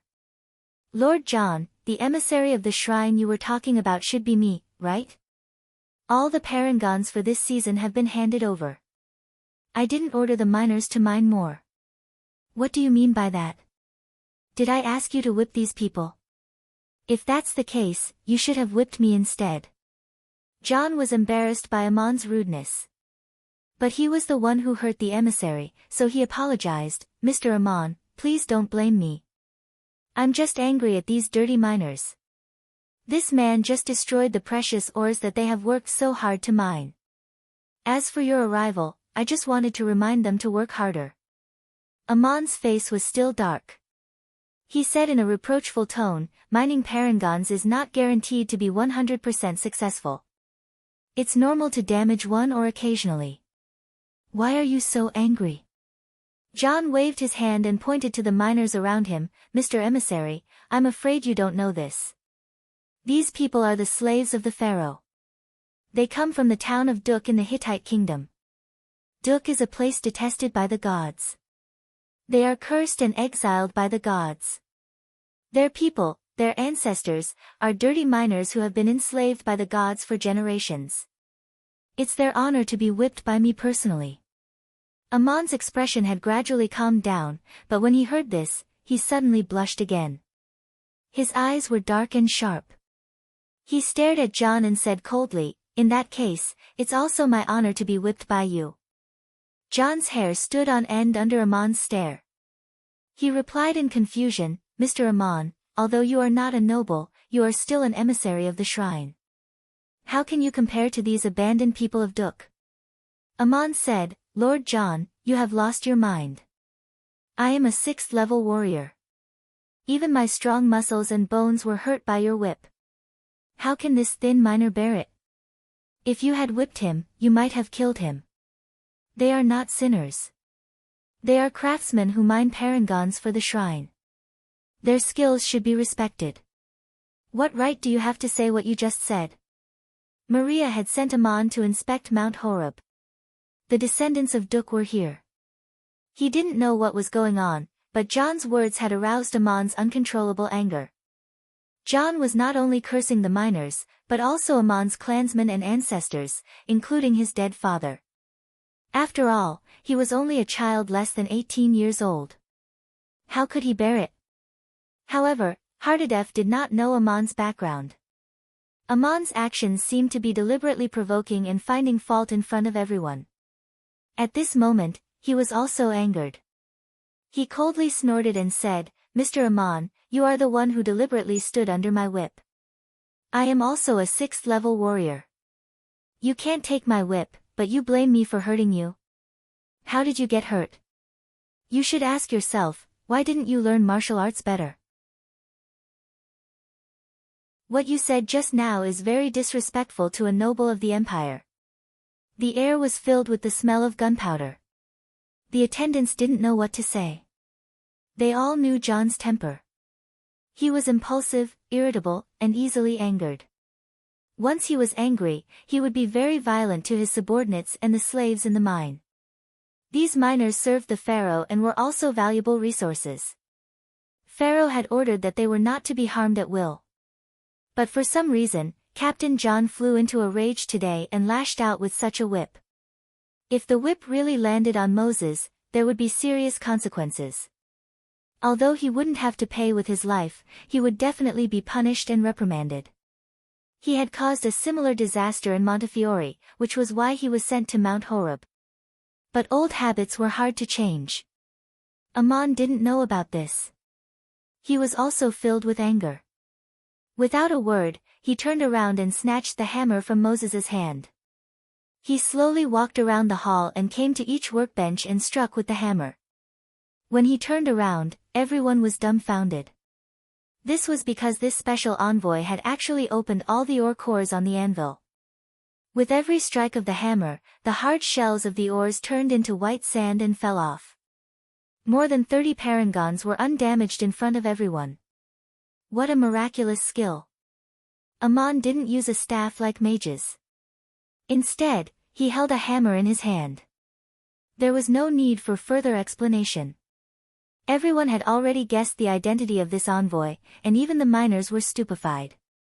In a short while, more than 30 parangons were mined, and none of them were damaged.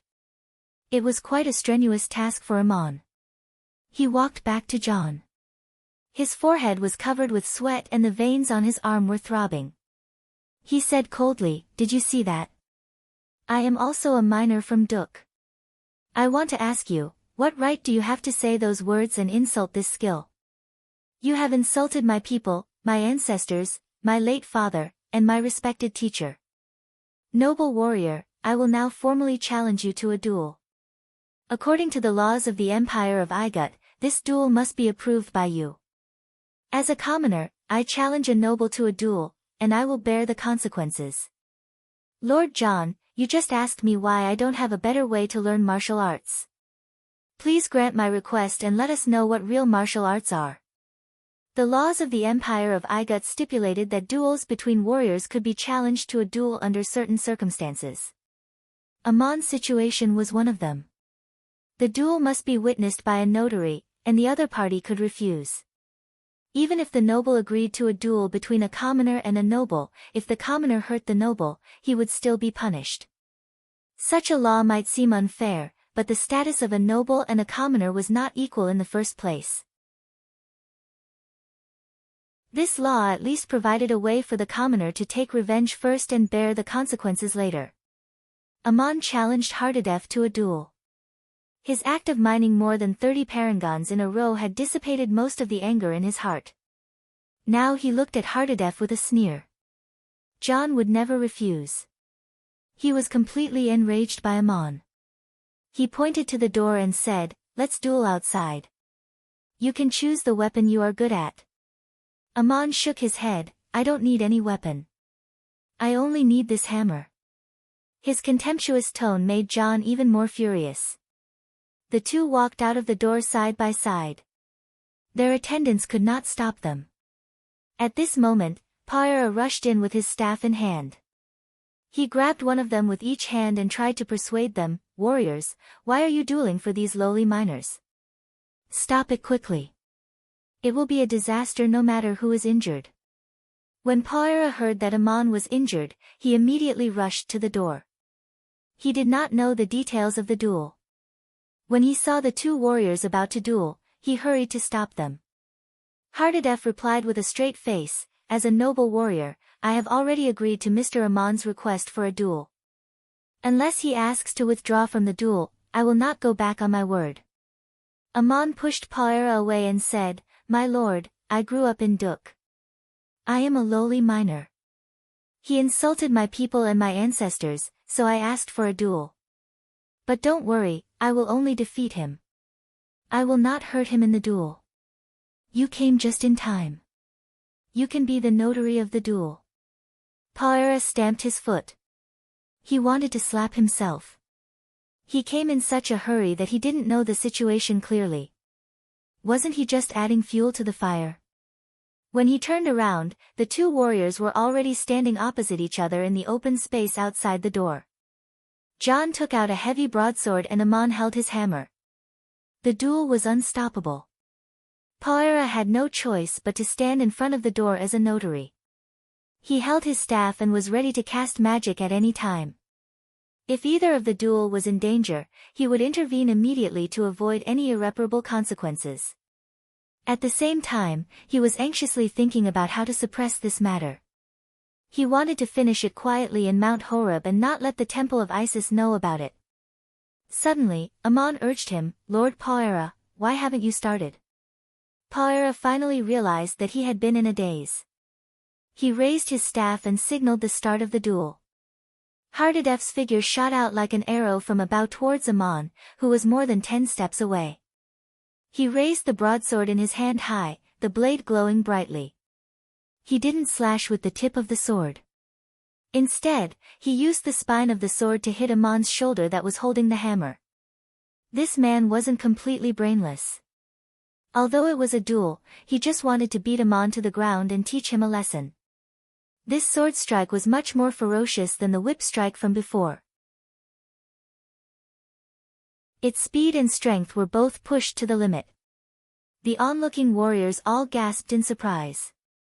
John was still standing a dozen steps away, but in the blink of an eye, his sword had hit Aman's shoulder. The gasps turned into cries of surprise, but the cries were covered by a long, loud noise.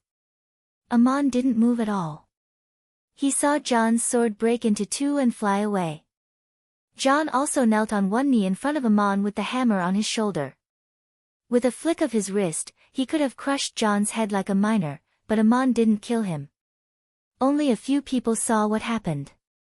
John was fast, but Aman was faster. He was faster than John could react. When Hardadef rushed in front of Aman, the hammer in Aman's hand turned into a shadow and hit Hardadef's left knee before his sword could even land. John's legs went soft and he knelt on the ground. His sword had already fallen. Aman swung his hammer a second time in a short period of time and blocked the sword on his shoulder. There was a deafening noise and the light on the sword was shattered. John couldn't hold his sword. The heavy broadsword flew out of his hand and trembled in the air.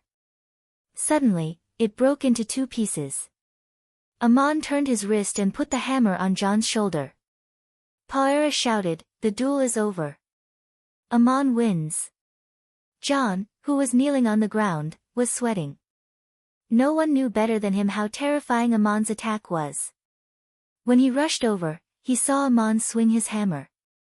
Although he wanted to block it, he couldn't react in time.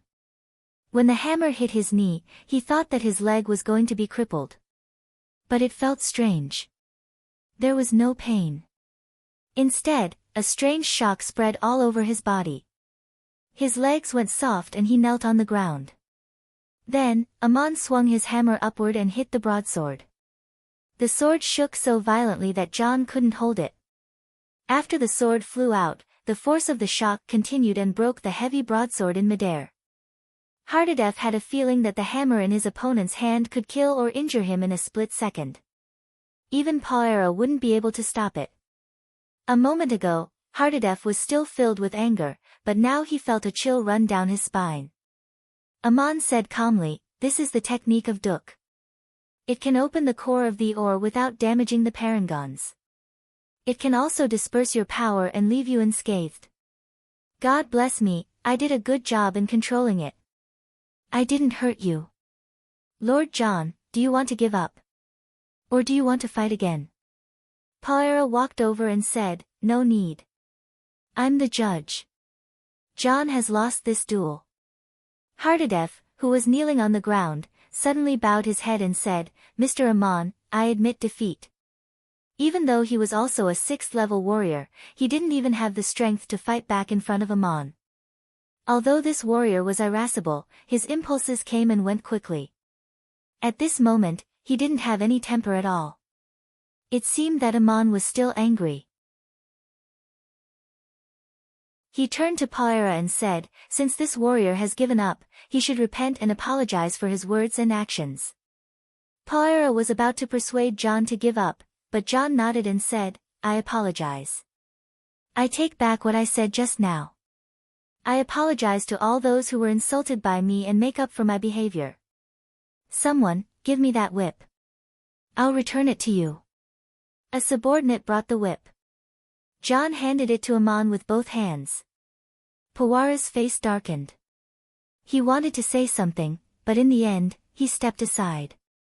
John took a few steps back and turned around. Amon didn't hesitate. He took the whip and lashed it at John. John was not wearing any armor. The whip split his clothes and left a bloody mark on his skin. The whip was neither light nor heavy, just like the one Amon suffered. Poirot walked over and said, all right, all right. Warriors, everything has been settled. No discord, no concord. We can all become friends. Amon threw the whip away and said, sirs, can we find a place to talk in private? I have something to ask in private. After the duel, they calmed down and could finally speak calmly. Amon and John's backs were covered with ointment. In fact, it was only a superficial wound. Poirot also used healing magic on them. As the supervisor of Mount Horeb, Poirot only wanted to be a peacemaker. He ordered his men to serve good wine and food, and talked to Amon with a smile. As for John, he was his subordinate, so his tone was naturally stricter. He scolded, John, you have to thank Mr. Amon. Those miners are the slaves of the pharaoh. There are orders not to hurt them. How can you forget everything when you're angry? The young man named Moses is their leader. If you really kill him, you will be severely punished. Amon actually saved you today. Amon interrupted him, Lord Poirot, I'm also a Duk miner. But I'm curious. How did the descendants of Duk come to Mount Horeb? Poirot replied awkwardly, I don't know. They were sent here by the guards of the Cape States, and also by the order of the pharaoh. Please forgive me. I don't know your origin. I'm just very curious. How did Mr. Amon also come from Duk? Amon replied indifferently, haven't you heard? The god's tear inlaid on the adoratress' staff was mined by me. I was exiled as a punishment for offering the god's tear to the goddess Isis. But because of this, I escaped a catastrophic flood. John was surprised, you're the one who mined the god's tear. No wonder the adoratress gave me a special favor. The skills of Duke's miners are indeed not to be underestimated. It defeated me. Please forgive my recklessness. Amon could have ended the matter satisfactorily with a few more words. But he shook his head with a sullen face, Lord John, your recklessness and impulsiveness are a disaster. Not only did you violate the order of the pharaoh and hurt the miners for no reason, but you also have another dangerous tendency, which means a more serious crime. Have you realized it? John was startled. He asked in confusion, what did I do, Mr. Amon? Amon asked coldly, which god do you worship? John answered straightforwardly, of course, the great patron of the empire of Igut, Horus, and the adoratress, Isis. He named a series of gods. When he finished, Amon asked unhurriedly, today, you said that the miners were cursed and exiled by the gods. Which gods are you referring to? John was stunned. Poirot, however, realized that something was wrong. He bit the bullet and replied, "It was just a casual remark. Mr. Amon, please don't pursue it." Amon, however, did not let go of the topic. He turned to Paira and asked, "Captain John, I don't know. But you are a mage, so you should know. I'm not pursuing it. I just want to make things clear. Please answer me." Paira broke out in a cold sweat. He had no choice but to answer, "It's the gods of Anunnaki, the gods of Hittite, Babylon and Assur. In fact, I don't know much about the legend of the miners in Duk. I've only heard people talking about it by chance." Amon turned to John with a straight face and said, "You curse the people around you with the gods of a foreign country. Are you trying to betray your faith or commit treason? To tell you the truth, I sacrificed the god's tear to the goddess Isis. That's why I was exiled by the cities of Hittite. Is this also a crime for you?" Amon's calm words were heavier than the powerful hammer just now. John, who had just calmed down, could no longer sit still. He hurriedly got up and knelt down. "Mr. Amon, this is my mistake. I will never say the same thing again."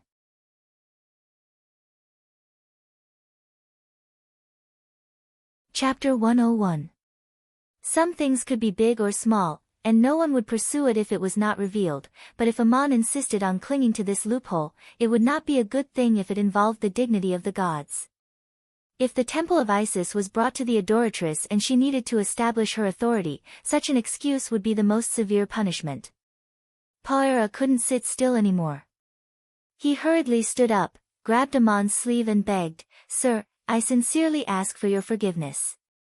Please don't be calculative about the unintentional slip of the tongue of a warrior. If you have any request, please tell me." Amon finally smiled. He waved his hand and said, "Sit down and talk. In fact, I don't have any other requests. All the lords here are loyal to their duty. I don't want to make trouble out of nothing. I just hope that my people can be treated better." Paira quietly wiped his sweat.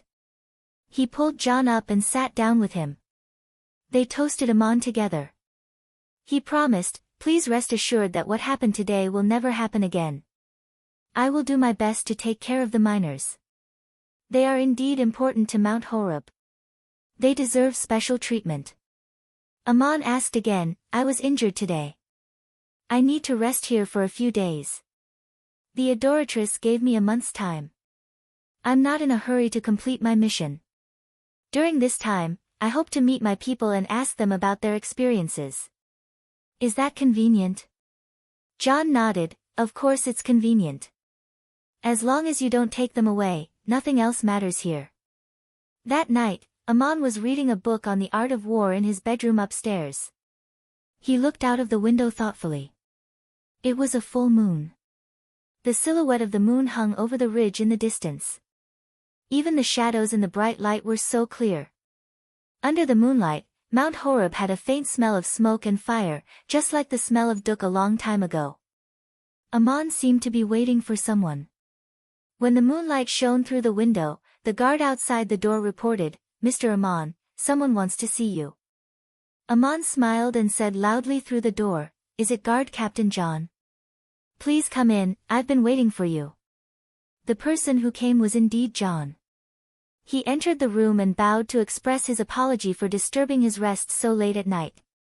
Amon smiled and said, "Since Lord Guard Captain has come to visit alone at night, you must have a personal request. If you have anything to say, just say it." John said, "First of all, I want to express my gratitude. You did not hurt me in the duel and have forgiven me for my unintentional mistake. Actually, I regretted it, but I was in a state of irritation that I couldn't control." Amon nodded. "I can tell. You were like two different people back then. If you were always so hot-tempered and impulsive, you wouldn't have been able to reach the 6th rank in physical skills. Did you come to find me for this matter?" John opened his mouth and said with some surprise, "Mr. Amon, you are so amazing. You saw through my intention at a glance." "Yes, that's the situation. There has always been an irrepressible restlessness in my soul. Sometimes I even lose my mind and just want to vent my power. I try to control it, but it is always difficult to avoid it. You still don't know what I've been through, do you? John was born in a large noble family in Montefiore. His uncle was the current head of the agriculture department in Montefiore, a very prominent position. When he was 16 years old, he was brought to the temple and accepted the power awakening ceremony. What was awakened was the power in his bloodline. Thus, he became a warrior and had the best coach to teach him body arts and various martial arts. He regretted not becoming a mage. For a long time, he asked himself if the gods had abandoned him. Why didn't the gods give a noble soul like him a chance? His grandfather used to be a supreme mage, an honorary high priest of the temple of Isis. John had always been proud of him. In this case, he was determined to become the best warrior. But after awakening the power in his blood, with the progress of his body arts, his spirit became more and more irritable. He would always act on impulse because of small things. Although he regretted it afterwards, he couldn't suppress it and was in a state of losing control. 2 years ago, in a brothel in Montefiore, he lost his noble demeanor and injured a colleague and the owner of the brothel because of a dispute over who should drink with a girl. When he returned home, he was still angry and accidentally injured his wife, who tried to persuade him. His wife came from another noble family in Montefiore. She left him in anger and went back to her mother's home. He was also punished. His family used their connections to send him to Mount Horeb, hoping to temper his temper in this desolate place. John admitted that he was depressed in Mount Horeb. This desolate place made him feel even more desolate. His prayers to the gods could not be truly comforted. Yesterday, when he was drinking, he heard that Ammon was not a noble but came to inspect Mount Horeb. He was not happy. This afternoon, when he saw someone accidentally damage a parangan while mining, he was immediately angry. He could not help but whip people. This had happened more than once in Mount Horeb. Not only the slaves and craftsmen, but also many of his guards had been whipped by him. It seemed that this kind of venting could soothe his mood, but it also meant that he was more restless. John said at last, "Today, when you hit me with your hammer, the strange impact seemed to disperse my power. I calmed down at that moment. You were also angered by me. If I were you, I would not have been able to control my powers so perfectly. I did not hurt anyone at all. Is this the technique of Duk? How do they control their power? To be able to smash such a hard ore into powder and leave a parangan intact, there must be something special about it. The attack you gave me today suppressed my restlessness, so I came to ask you for advice. Do you have any way to help me?" Ammon listened and gradually frowned. He had experienced this feeling before. It was when he had just awakened the power of the two sides.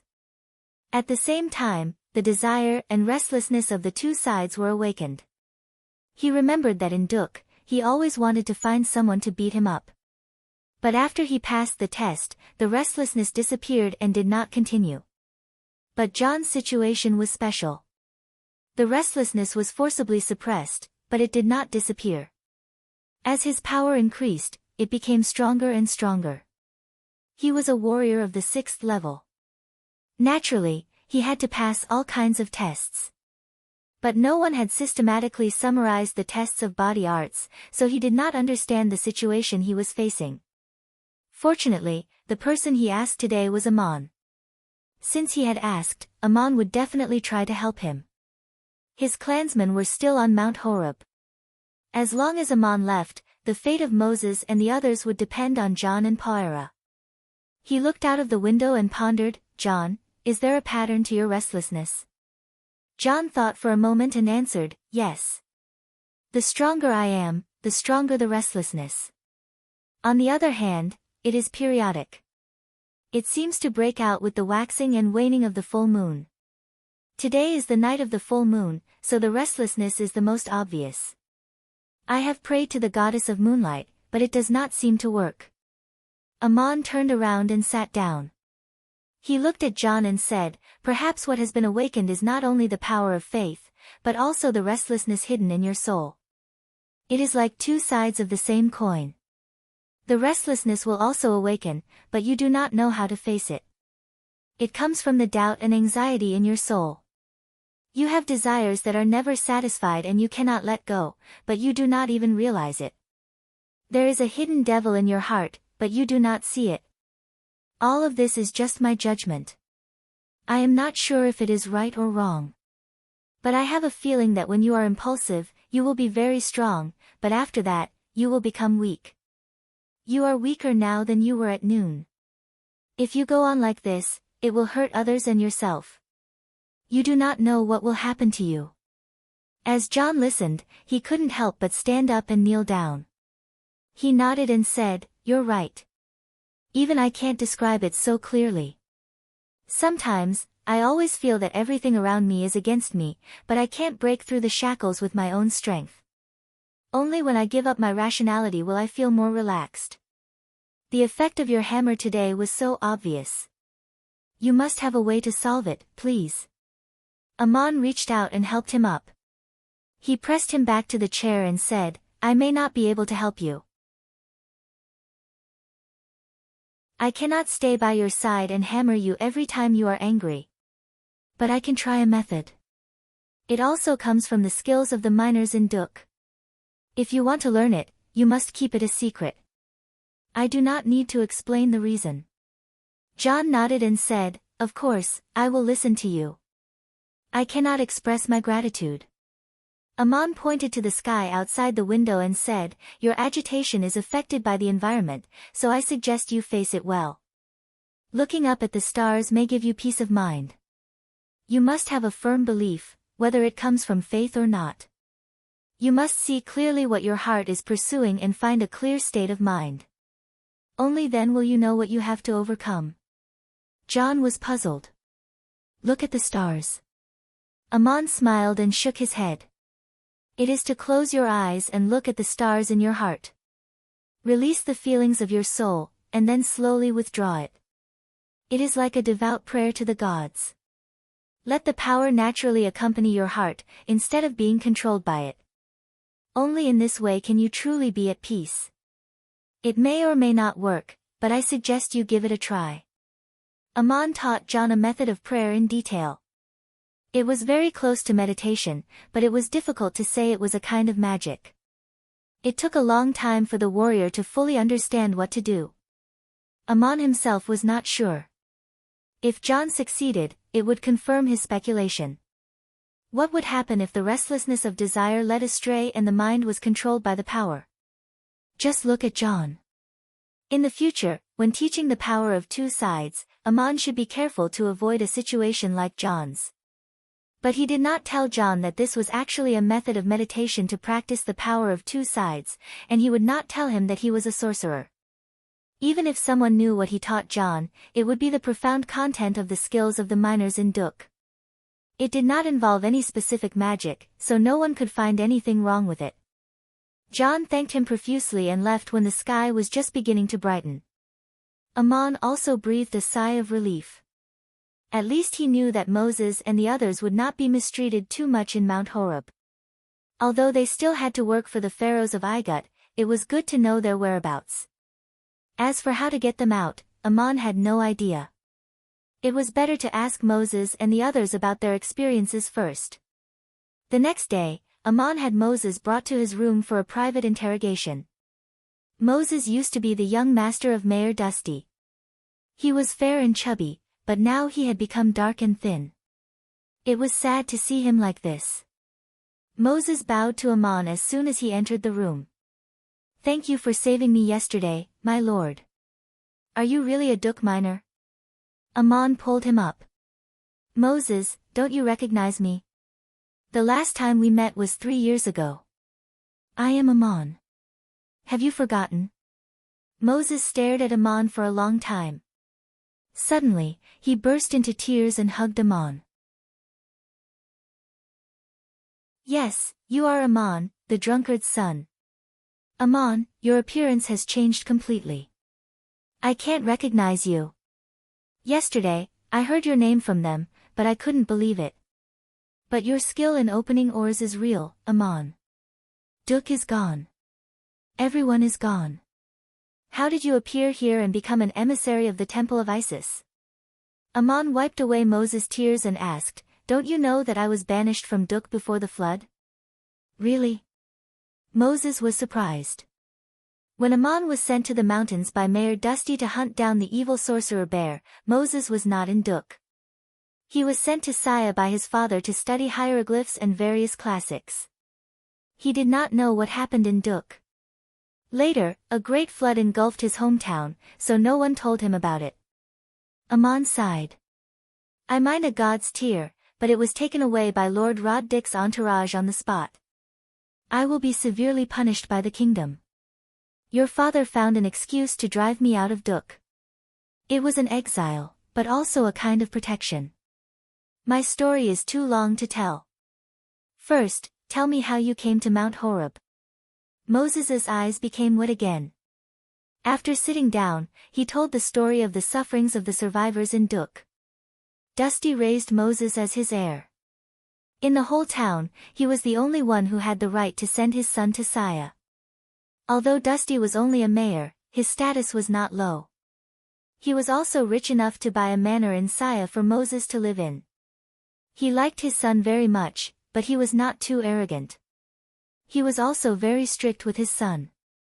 Moses was 2 years older than Aman. He was 19 this year.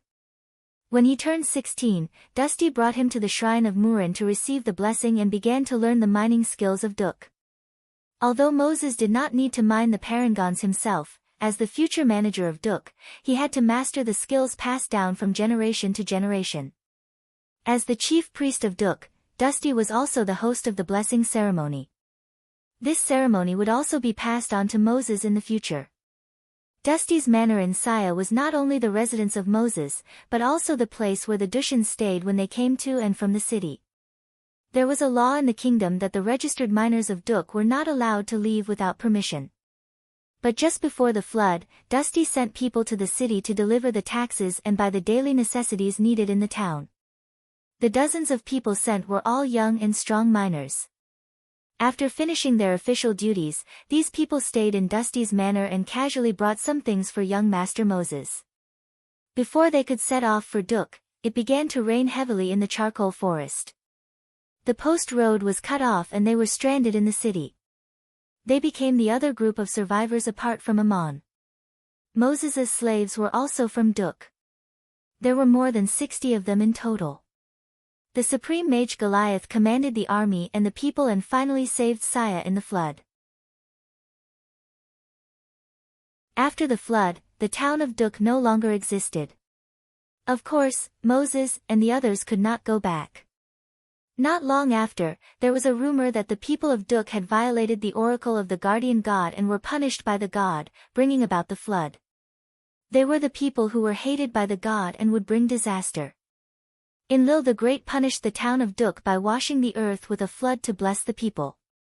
This rumor was terrible. The people of Saya, who had just experienced a disaster, were full of hostility towards the Dushans. There were even several incidents of siege and attack on the manor. The Dushans were strong and not to be trifled with. They took up weapons to defend the manor. In the end, a bloody conflict broke out. Some troublemakers were killed in the fight. The miners acted in self-defense. From the point of view of the law of the city, Lord Shao Mo had no reason to punish them. However, the angry people could not forgive the miners for killing people. Almost every day, people gathered outside the manor and shouted, "Kill them, in the name of the god." There were always people who tried to rush into the manor and attack Moses and the others. The friction was endless. Even the guards of the city could not suppress it. Moses and the other Dushans had become the target of public criticism. Even the shops in the city were not willing to sell to them. When the food stored in the manor ran out, they could barely survive. At that time, Goliath was not in the city of Saya. The supreme mage had returned to the king's capital and closed his door to concentrate on his training. But Goliath seemed to have expected this situation before he left. He specially ordered his disciple, the acting high priest Walter, to take care of Moses and the others. When things got out of hand, Walter entered the manor with the guards of the shrine and found Moses. At that time, it was impossible for Moses and the others to stay in Saya. Walter asked him where he wanted to go.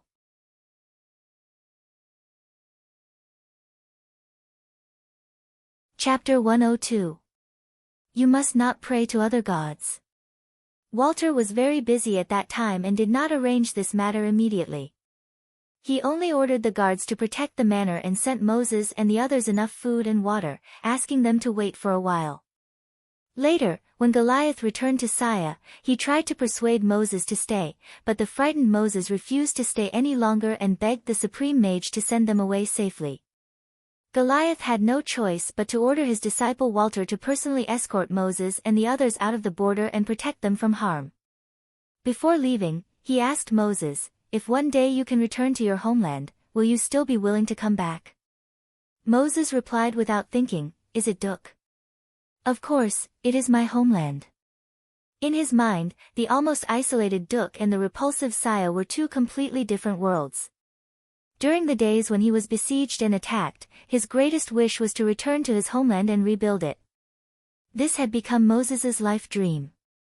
At that time, Goliath said something that Moses did not quite understand: "You will become the legal heirs of a very important land.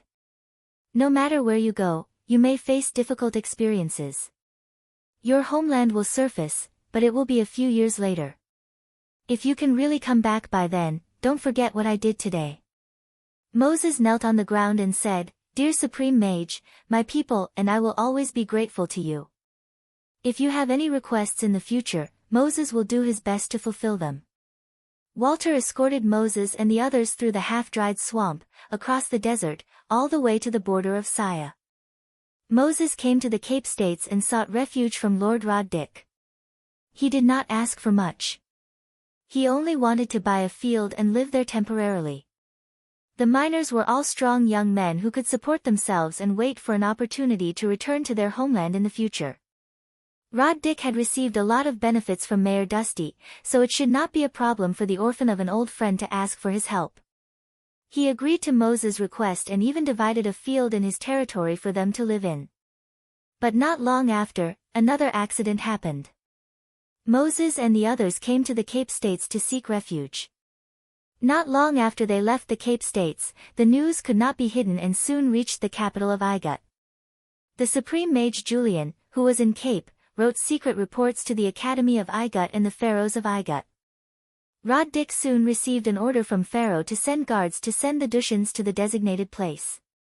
Julian knew that Ammon was a Duk miner. As the high priest of the Temple of Isis, he should have read the land of Marduk and know a lot about it. Perhaps it was out of revenge against Ammon, or perhaps he wanted to take credit from Pharaoh. In short, the secret report did not contain anything good. Of course, Moses did not know the details. Thus, Moses was sent to Mount Horeb. He and the Dushians were imprisoned there and became Pharaoh's slaves. It was said that they were treated as foreign prisoners of war and were still working as parangons. They were escorted here by Julian herself. Julian not only conveyed Pharaoh's order, but also said that the Dushians were disliked and banished by the gods. They were punished by the gods for losing their homes. This was the general experience of Moses and the others. Ammon fell into deep thought after listening to the report. The suffering of his people was probably not as simple as Julian's revenge against his people. Even Rod-Dik could not protect these people. There must be other reasons why Pharaoh ordered them to be imprisoned here. Maria once said to Ammon, "I should thank you. I should also help you, but I don't know how much I can help you." It was clear that she knew about this matter, but she was powerless to help Awang and the others. Thanks to Murin's hint, Ammon already knew that the area around Duk would become a fertile land for thousands of miles. Thanks to Schrodinger's hint and the legend of the land of Marduk, he knew that the land would be contested for. He had also seen Mayor Dusty's soul in the underworld. He knew that the title deed of the land around Duk was in Moses's hands. Pharaoh detained the Dushians, on the one hand, because their skills were very useful, and Mount Horeb was the best place to mine parangons. More importantly, did Ammon also want to lay his hands on the fertile land in the future? Did the Academy of Igut also know about the changes that were going to take place in Duk? This kind of thing was hard to say. Since Murin knew about it, then the gods of Egypt might also know about it. Perhaps they had informed their people. Aman was silent for a long time. Then he whispered, "Moses, I heard that you have all the title deeds in Duk. Is that true?" Moses suddenly became alert. "Who told you that?" Aman sighed and put his hand on Aman's shoulder. "Don't doubt me. I'm not here to test you. After I left Duk, Mayor Dusty told me about it himself." Tears welled up in Moses's eyes again. "I don't have the title deeds with me. They're all hidden in a secret place in Saya. My father sent me to Saya, but he died in the flood." "What else did he say to you before he left?" "Mayor Dusty hopes that you and the survivors of Duk can return to your hometown and rebuild it. I also want to ask you, are you willing to do that?" Moses couldn't help but nod. He grabbed Aman's arm and said, "Yes, I am. This is what everyone and I dream about. Aman, you are now the special inspector of the Temple of Isis. Do you have a way to save us?" Aman shook his head helplessly. "I am just a guard captain in the archives of the Temple of Isis. There is no way I can make Pharaoh change his order and release you. This time I came to Mount Horeb. I can only do my best to make you receive better treatment in the future. But don't worry, after I left Duk, I heard an oracle. The emissary of God will guide you out of Igut and back to your hometown." Moses's grip tightened. "Will the emissary of God come to Mount Horeb?" "When?" Aman patted the back of his hand and said, "Since God has promised, please wait patiently for the oracle's guidance. The miners have pinned their hopes on you. You are their leader. What you need to do now is to lead your people to live a good life. Don't lose confidence and courage." Didn't tell Moses too much, because he didn't want to bring trouble to himself and his people. Some things couldn't be made public, and it would be bad for Moses to know too much too early. His appearance was only to give his people hope. After asking Moses to stay for a sumptuous lunch with him, he ordered someone to send him back. Aman stayed in Mount Horeb for another 10 days, ostensibly to recover from his injuries. Paera and John kept their promise. The miners' living conditions in Duk improved a lot. These people had mined at least 40% of the parangons in Duk, so they should be treated better. Just as Hardadef had promised, as long as didn't bring these tribesmen away, everything else wouldn't matter. In a remote place like Mount Horeb, Paera and Hardadef had the final say in everything. Aman took the opportunity to make a request. He wanted to move to a place near the miners' residence so that he could talk to his people at any time. He was very concerned about the situation in his hometown. The shabby stone houses in the village were naturally not suitable for the envoy to live in. The closest houses were the residences of the mages who mined parangons. Paera ordered the mages to leave the courtyard for to live in for the time being. In fact, Aman didn't need to talk to the miners. After the flood, Duk no longer existed. There was nothing to talk about. Aman had other plans. He was well aware of the situation in Mount Horeb. Although there were many warriors and mages taking turns to guard the place, the security was not tight. This place was deep in the hinterland of Igut. In peacetime, there was no threat of war. No one would be nervous all the time. On the other hand, Mount Horeb was a very remote and semi-desert area. It was more than 200 miles away from the Nile River. There were no villages or residents nearby. No one would come here to cause trouble. It was not easy for the people here to escape. Mining was very tiring, so there was really no need to be too strict with management. The guards of Mount Horeb were not weak, but in terms of individual ability, none of them could compare to The one with the highest level of magic was Paera, and the one with the highest level of body arts was Hardadef. Even if the two of them combined, they still could not compare to Aman always had a way to hide what he wanted to do, as long as he didn't make it too obvious. It was late at night. Moses tossed and turned in bed, unable to fall asleep. He was still thinking about the scene when he met Aman. Amon's appearance brought a glimmer of hope to his people. The treatment they received these days had improved a lot. But was what he said true? Was there really a God to guide them out of this predicament? Moses had been suffering from insomnia for 3 days. Amon's arrival brought new anxiety and expectation. At this moment, he suddenly heard a voice in his ear, "Moses, please don't be afraid. Don't be surprised. The voice you heard is the guidance of God." Moses was so scared that he almost fell off the bed. He looked around for a long time. There was no one in the room. He sat up excitedly. When he was about to speak, he heard the voice again, "Don't speak. You can't have sex with me in this way yet. Please follow my instructions. Put on your clothes and walk out. Follow a group of glowing lights to Mount Horeb. I will wait for you there." Moses felt his heart beating so hard that it almost jumped out of his throat. Amon said that there would be a God to guide him. Did he really appear so soon? He couldn't believe it, but he couldn't give up this opportunity. He put on his clothes, gritted his teeth, and walked out of the stone house.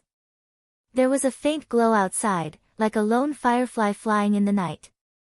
As soon as Moses left the house, the glow flew away. The night was very quiet, so quiet that it was scary. Even the light footsteps seemed to have echoes, as if there was an invisible person following behind. Moses was very nervous, afraid of being discovered by the guards. But the glow led him around the stone houses. Coincidentally, he didn't meet anyone. Finally, he left the village and walked towards Mount Horeb.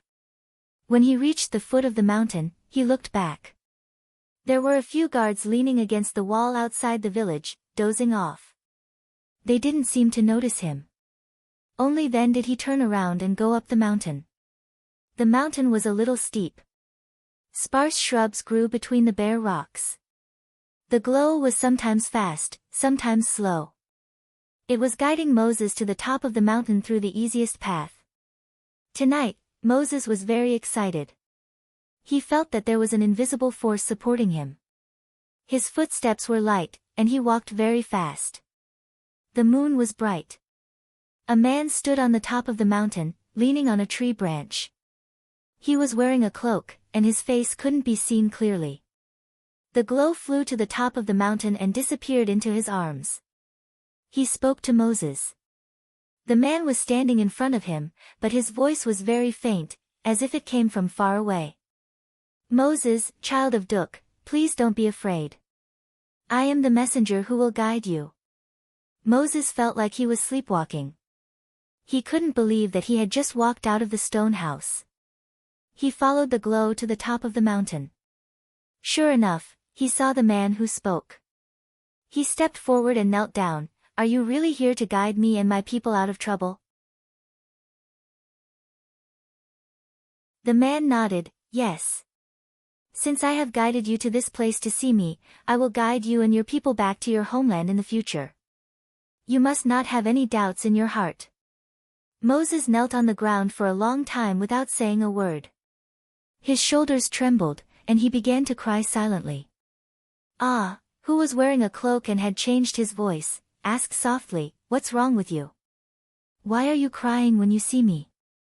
Moses sobbed, "I am crying for the suffering of my fate, for my father, for Duk. I finally see you. May I ask, from which God did you guide me?" Ah replied, "I made a promise to Murin that I will guide you and your people back to your homeland and rebuild it." Moses's shoulders trembled even more. "I dare not lie in front of the gods, but I do have doubts in my heart. When my father died in the flood, where was the guardian? Where was the guardian God when I and my clansmen were in danger? I don't hate the guardian, but I can't summon the reverence I once had in my heart. The world has become so strange to me, and the guardian is now like a stranger to me." Although he was only 19 years old, he had experienced so many hardships.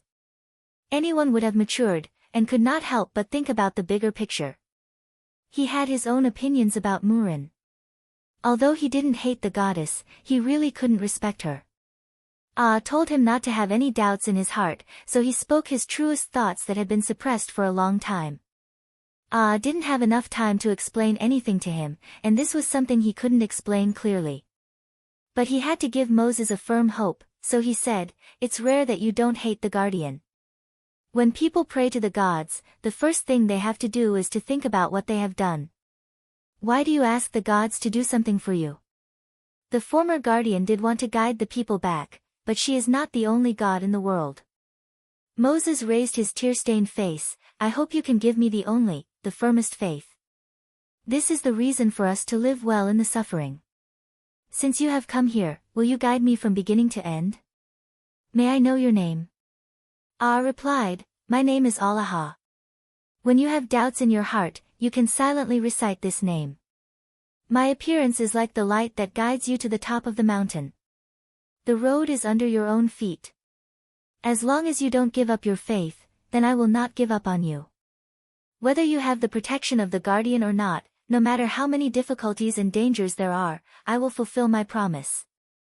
Moses bent down and kissed the soil. "Your voice is the guidance of the gods, the light in the darkness.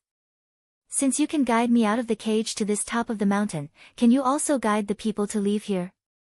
Wanted to sigh, but he held back and replied in a calm tone, "I can guide you to come here quietly in the dark, but if you walk out of here, you will be in a desert. It will be thousands of miles to go back to your hometown. You will have to pass through many cities in Igut. It is impossible for you and your people to escape without being discovered." Moses asked disappointedly, "Then how can we leave?" Don't give up your faith. From now on, you must prepare for the arrival of that day." "How should I prepare?" Moses asked. Raised the branch in his hand. "This is the reason why I summoned you here today. The skills of Duke's miners contain a mysterious and profound skill. It is the power of two sides. I want to awaken this power for you, and also awaken your faith, so that your heart can truly be strong." Changed his identity and taught Moses the power of two sides, but he said that it was the skills of Duke's miners, and made Moses swear to keep it a secret. On one hand, this was to make Moses believe it, and on the other hand, it was to avoid exposing his identity. As for whether Moses could master it, it depended on his luck. Could not force him. For the next few days, guided Moses to quietly climb up Mount Horeb every night, holding the iron branch staff in his hand, and performed the awakening ritual for him. The result did not disappoint Just before he left Mount Horeb, Moses awakened the power of two sides. Made him make a very important vow: you must not pray to other gods. You must be firm in your faith. I have taught you this power, but you cannot learn body arts or magic arts like others in the world. You must accept my guidance. What I taught Amon involved the secrets of the gods. According to Crazy Ol's guess, the gods did not want it to be spread. Had been to the realm of Kela, the queen of the underworld, where he could hear the prayers of the believers. Therefore, I did not allow Moses to pray to other gods.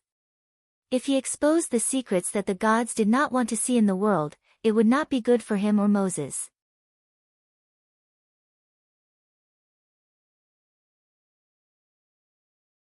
Chapter 103. Your things are lost. A few nights before leaving Mount Horeb, I taught Moses about his future training and the various tests he would face. These were Bear's words and Ah's own experience. After all, Bear was different from Ah. He first became a 9th-level mage, and then started to practice the power of two sides. Even though he was a supreme mage, he was still a 6th-level warrior. Ah, on the other hand, started from this path under Crazy Ol's deliberate training. Crazy Ol laid the foundation for awakening the two sides in the name of teaching him the skills of a miner. Bear's exploration perfected this path. Now, when I taught Moses, the methods of practicing from the 1st to the 6th level were very clear. Ah did not teach Moses any specific martial arts or magic. He only wanted him to practice pure power and grow with his soul. On the one hand, time was too tight. On the other hand, it was not convenient for Moses to practice the specific skills in his current situation. These were all secrets. Before leaving, Ah said one last thing: if you want to get out of this predicament, you must first become stronger. The journey back to your hometown will be full of hardships and trials. You must be prepared now. Everything I teach you comes from the mining skills of Duk. You can also choose trustworthy people from your tribe to continue teaching and make the same vow. The seed had been sown. It was time to see how it would sprout. Finally left Mount Horeb and returned to the Temple of Isis with the parangons. He had successfully completed the inspection mission. The biggest gain from this trip was the whereabouts of the survivors of Duk. Maria did not tell him directly. Instead, she used this method to tell him. After returning to the Temple of Isis, Maria summoned him again. It was still in the study. The servants left, leaving only the two of them. They did not talk much about the inspection mission. Knelt down and saluted, "Thank you for your guidance. I found the survivors of Duk. I owe a debt to the former mayor. His son, Moses, is the leader of the survivors. They look forward to returning to their hometown day and night." Maria looked at him apologetically. She waved at him, "Sit down and talk. I know what you want to ask. I'm really sorry, but I can't order the release of those people. They are already Pharaoh's slaves. Unless I have a reason to ask Pharaoh's permission, I can't." Sat down and asked, "Is it related to the military books you asked me to read?" Maria nodded. "If you think only for yourself, you can become a supreme warrior and be loyal to the Egyptian empire, you can obtain a noble status and have a good life. In fact, no matter where you want to go, it is the same. But you have your own ideals, and it is so difficult to realize them. The continent is likely to have conflicts in the near future. If you want to ask the pharaoh to release your people, you will have to make an indelible contribution to the empire, so the pharaoh has no choice but to agree." Nodded sincerely, "Thank you, I understand." Maria tactfully pointed out a way for Ajia to save his people.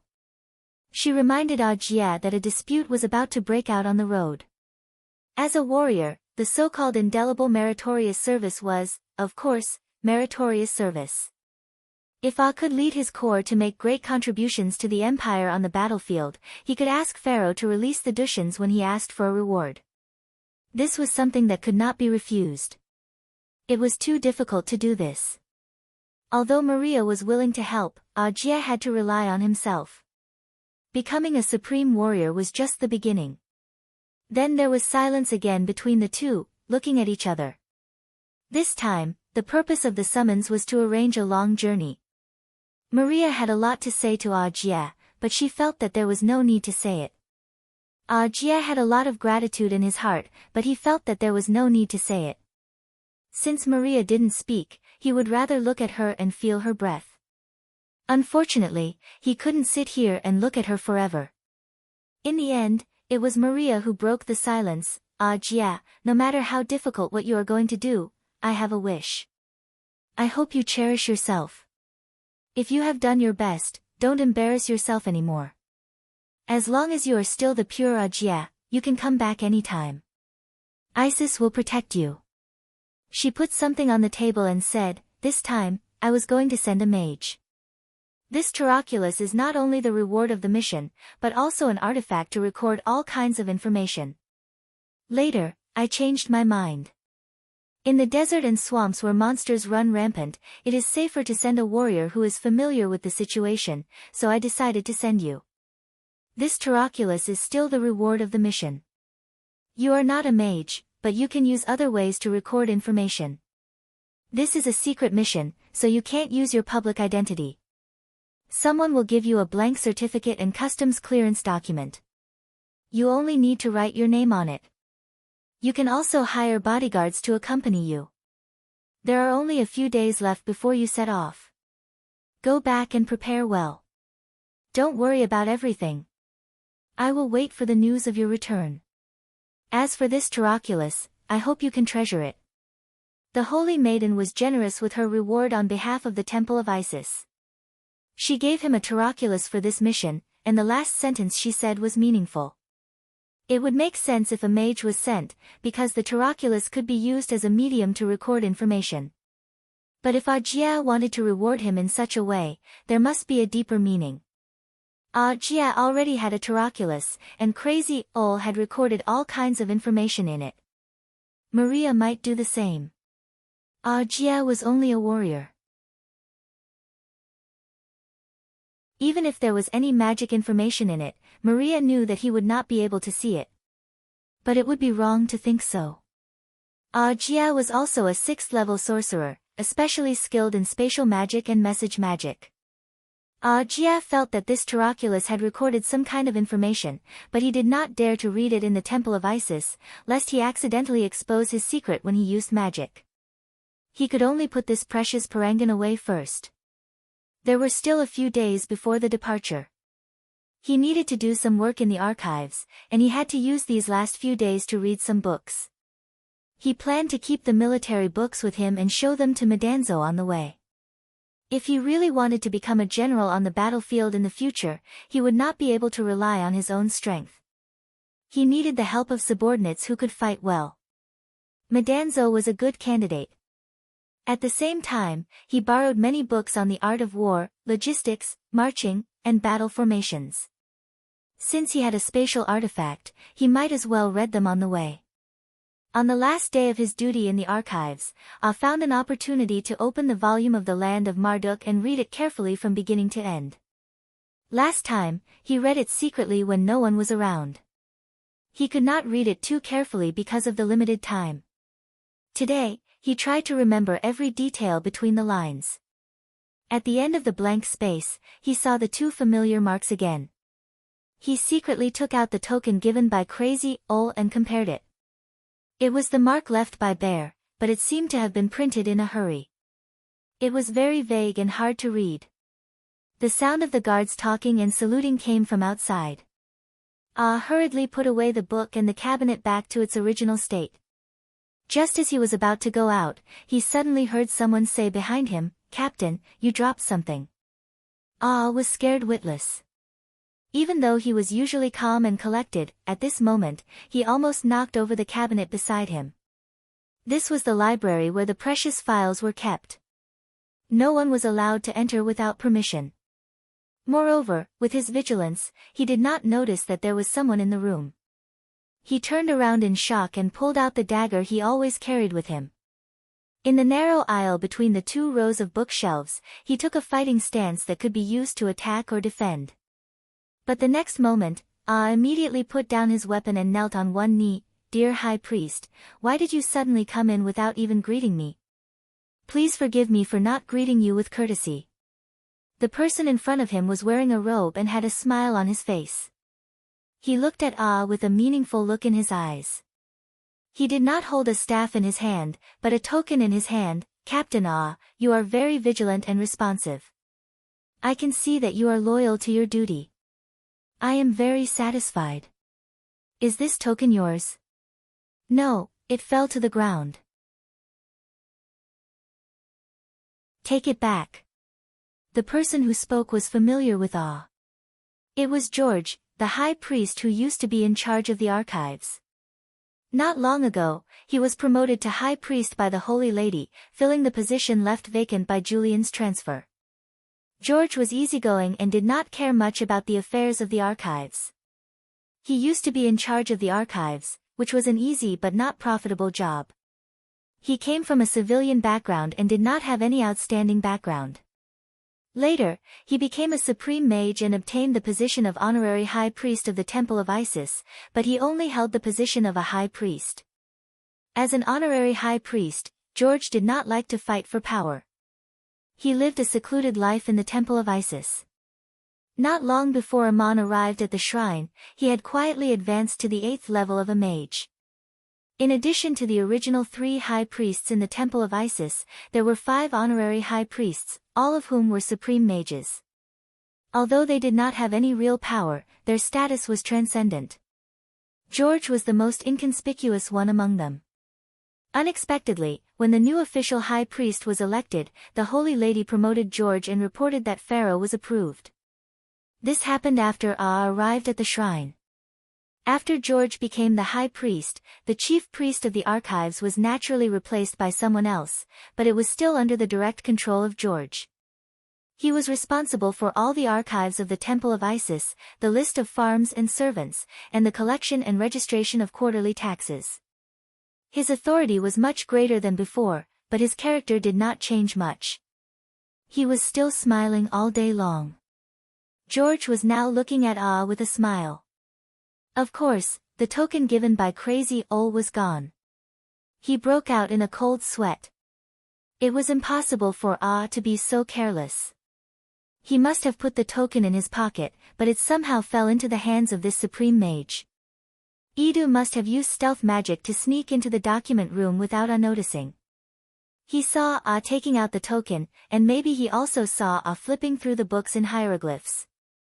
Then he used some unknown method to take the token from Ah's arms. However, the high priest pretended to be confused and deliberately said that the sign had fallen on the ground. Amir was quite nervous. After so long, he finally made a mistake. In the face of a supreme mage that he could not compete with, all his secrets were in danger of being exposed. He quickly thought about how to explain, but when he heard George's words, he immediately replied, "It's mine." "Thank you, Lord George. I accidentally dropped it on the ground just now." George returned the token to Ah and said, "It's a very special emblem. It seems to be a precious souvenir.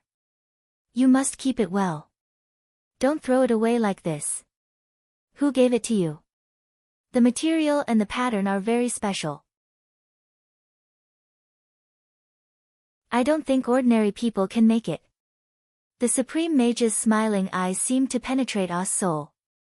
Ah could only reply calmly, "An elder in my hometown left it to me as a souvenir. He is no longer here." George stopped smiling. "Oh, he's no longer in this world? What a pity." Ah told the truth, "Haven't you heard of it? My hometown was destroyed by a great flood, and that elder died in that disaster." George sighed, "I'm sorry to bring up your sad past. I almost forgot that your hometown is Duk. It was you who mined the god's tear and returned Nero's relics. Young man, your actions are indeed admirable. I heard that there are many scrolls among Nero's relics. I would like to ask, is there a scroll called Tiamat's Wrath?" Ah thought for a moment and replied, "Lord Nero's will was very generous. I received 6 supreme scrolls and 6 intermediate scrolls, but there is no Tiamat's Wrath. I have never even heard of this name." George said again, "I'm just asking. It is a legendary scroll. Many people have never heard of it. It is said that only Nero has the ability and interest to make it. But the effort and the price he has to pay is also great. I don't know if he has tried it or if it was successful. But since you are here, you can do me a favor." Ah hurriedly said, "Dear High Priest, please tell me what you need." George said in a self-deprecating tone, "I am old and my memory is often bad. I came to look for a scroll, but I came to the wrong room. I will tell you the serial number. Bring it directly to me. I remember that the scroll is locked in a cabinet. Ask the priest in charge for the key. Tell him that I want to see it." After he finished speaking, the supreme mage gave him a file number, turned around, and walked out, leaving Aman standing alone with the sign in his hand. The fine sweat on Ah's body gradually dried. He couldn't help but feel a little cold. He shook his head hard and ran out to fetch the scroll for High Priest George. Ah took the special key that was enchanted with magic and opened the file cabinet guarded by the magic circle. When he took out the scroll, he was shocked. The scroll was very thin. The content was about the making and introduction of scrolls. The cover was written, "Tiamat's Wrath." This was the scroll that Ida was asking about. Ah couldn't help but open it and take a look. He couldn't help but hold his breath. He finally understood how precious the gray scroll he had been keeping for so long was. The scroll introduced the theoretical method of making this scroll.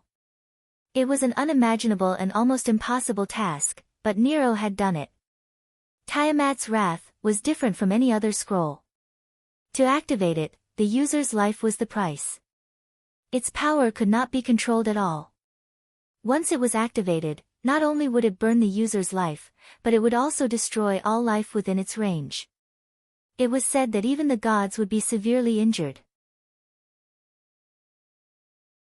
If Ah was willing to sacrifice his own life, with Tiamat's wrath, he could die with almost anyone.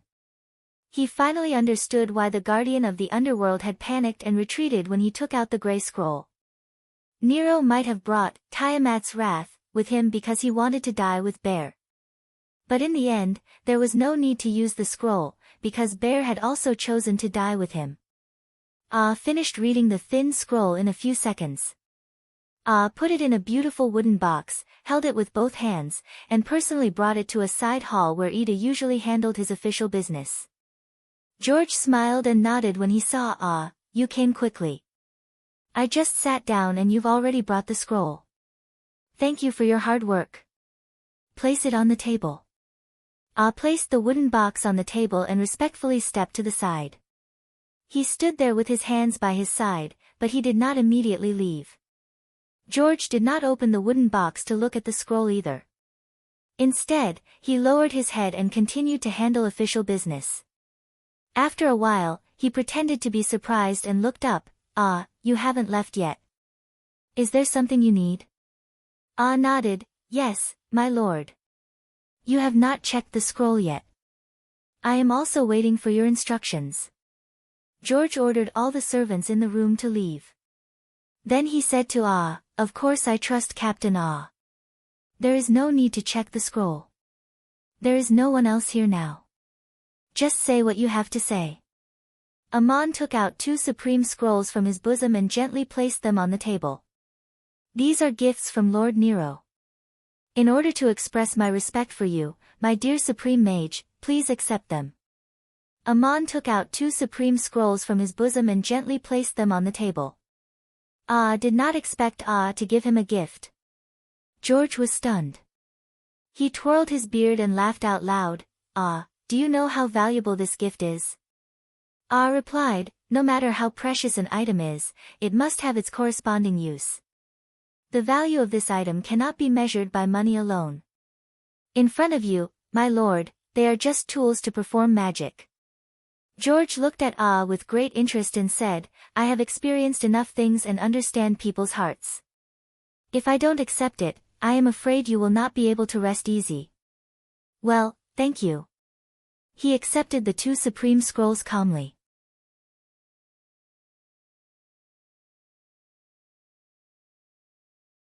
Chapter 104. George must have seen Amon reading the books in secret, but he pretended not to know and took away the sign, which scared Amon and secretly warned him. Amon was also wondering why he did that.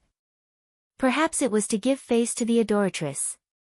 Although their positions were different, their situations were the same. They were both promoted by the adoratress and were on the same side in the Isis shrine. There was also another possibility. Ida knew that Amon had a batch of precious scrolls, so he seized the opportunity to extort him. Amon gave 2 scrolls to George as a test. However, judging from George's tone, he had no intention of pursuing the matter.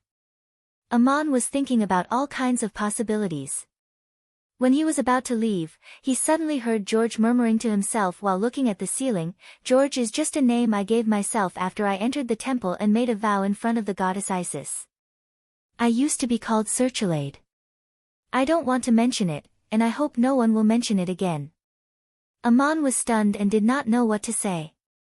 He had heard of the name Searchilade in Crazy Ole's message. Searchilade was a friend Nietzsche met when he traveled to the Empire of Igut. He was also a sorcerer. At that time, he lived in the suburbs of Herak. When he met Nietzsche, he was only a 5th-level sorcerer. As a supreme sorcerer, Nietzsche gave Searchilade many pointers. Searchilade swore to repay Nietzsche. That was why Nietzsche mentioned his name in his message. Searchilade came to the temple of Isis 20 years ago and changed his name to George. That was more than 10 years after Bear's death. At that time, he had already become a supreme mage. Crazy Ole did not know about this, so the Taraculus did not mention it. When a sorcerer became a supreme sorcerer, his situation would change subtly. As long as he was loyal to the temple, he would get another identity. When Searchlight came to the temple of Isis, he became an honorary high priest. He even changed his name.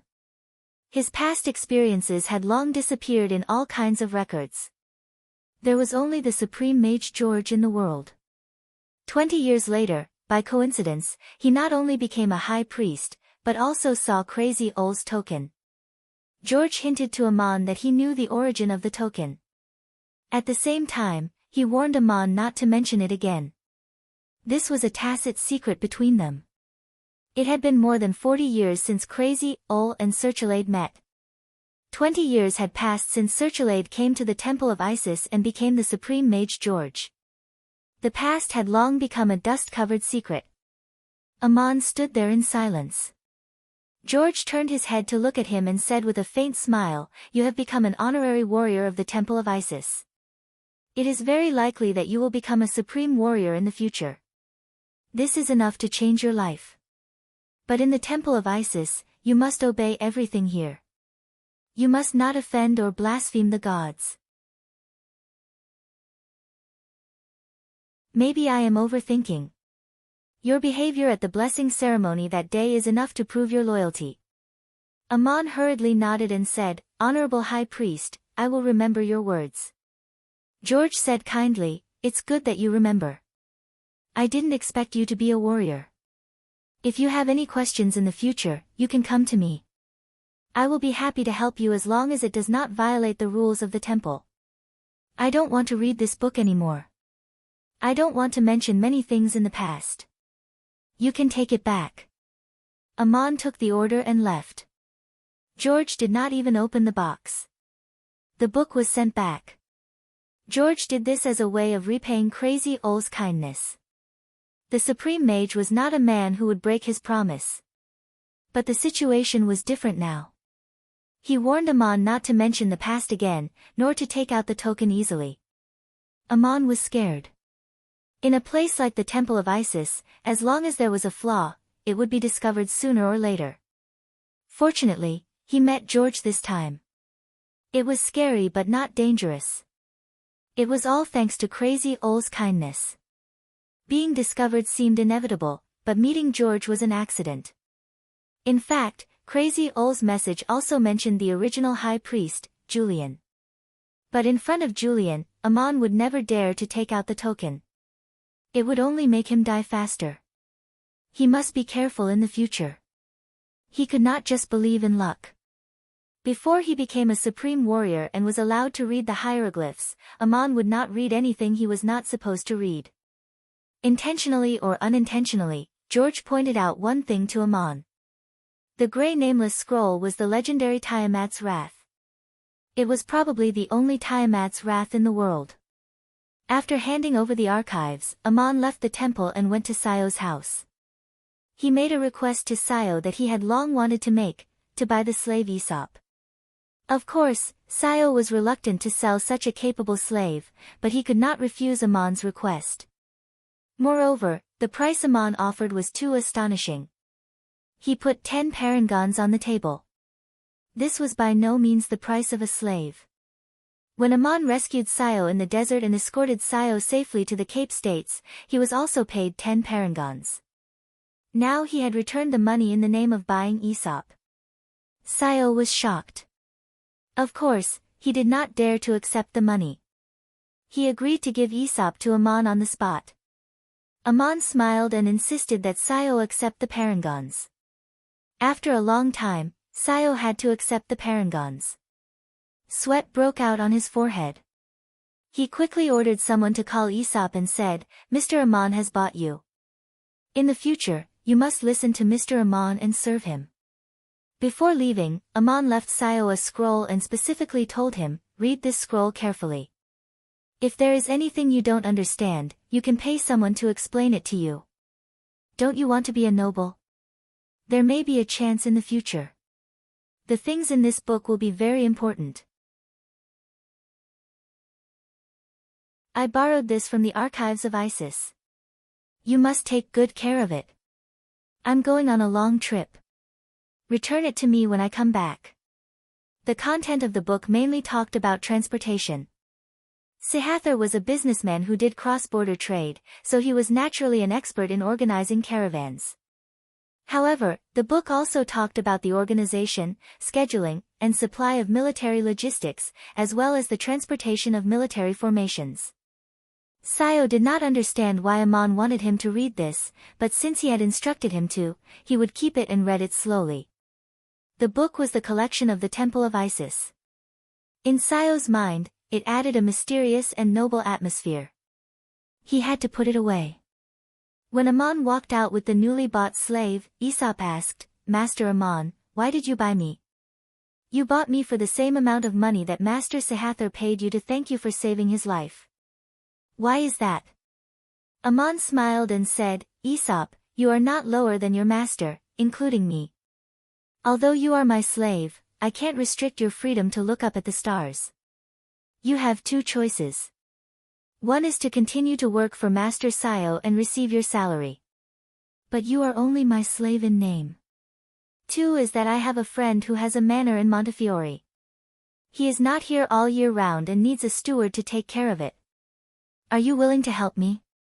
Aesop bowed and said, "Master Aman, you really don't have to talk to me like this. I should listen to your orders, why would I not help you? It's just that 10 parangons to buy a slave is too expensive. There is no need to spend this money." Aman laughed and said, "You got into the role very quickly. Well, in the future, if there is anything I need you to help me think about it. Come with me to the manor, I have a surprise for you." The surprise Aman was talking about was a blank document. As long as one wrote his name, he would have the identity of a free citizen of the Empire of Igut. Aman used to have another similar document, but he wrote Allah's name on it and used it. This time, in order to carry out the secret mission, the temple gave him the same document. Aman did not need it himself, so he gave it to Aesop. In the manor, Aesop held the document and knelt down for a long time without saying anything. When he raised his head, his face was full of tears. He choked and said, "Master Aman, I don't know how to repay you. Why do you give me such a precious thing?" Aman shook his head and said, "It is of no use to me, but it can change your identity so that you will no longer be a slave. If you want to repay me, I know you are a very capable person, so I will leave this manor to you. When the master is not around, please take good care of it. I will also leave a sum of money for you to do business with. I don't know when I will be back." Aesop said, "Master, rest assured and go do your work. I will take care of everything here, so you don't need to worry." Aman asked again, "Aesop, what name are you going to write on this?" Aesop said, "Of course it will still be Aesop. It is my name." Aman asked curiously, "Why not change your name so that no one can recognize you?" Aesop replied, "This is the name my father gave me. I don't want to give it up. There are many people with the same name in the world. It doesn't matter if there is another free citizen named Aesop." Aman nodded. "Then do as you wish, Mr. Aesop." Regardless of whether it was in the Igut or the countries on the continent, masters could sell slaves and treat them well, but they had no right to give slaves freedom without permission. This was a law. Even if Aman bought Aesop, he couldn't make him a freedman. What he did now was a way of replacing Aesop with someone else, giving Aesop a new identity. He was no longer the same person as before. This was a gift that Aesop couldn't even dream of.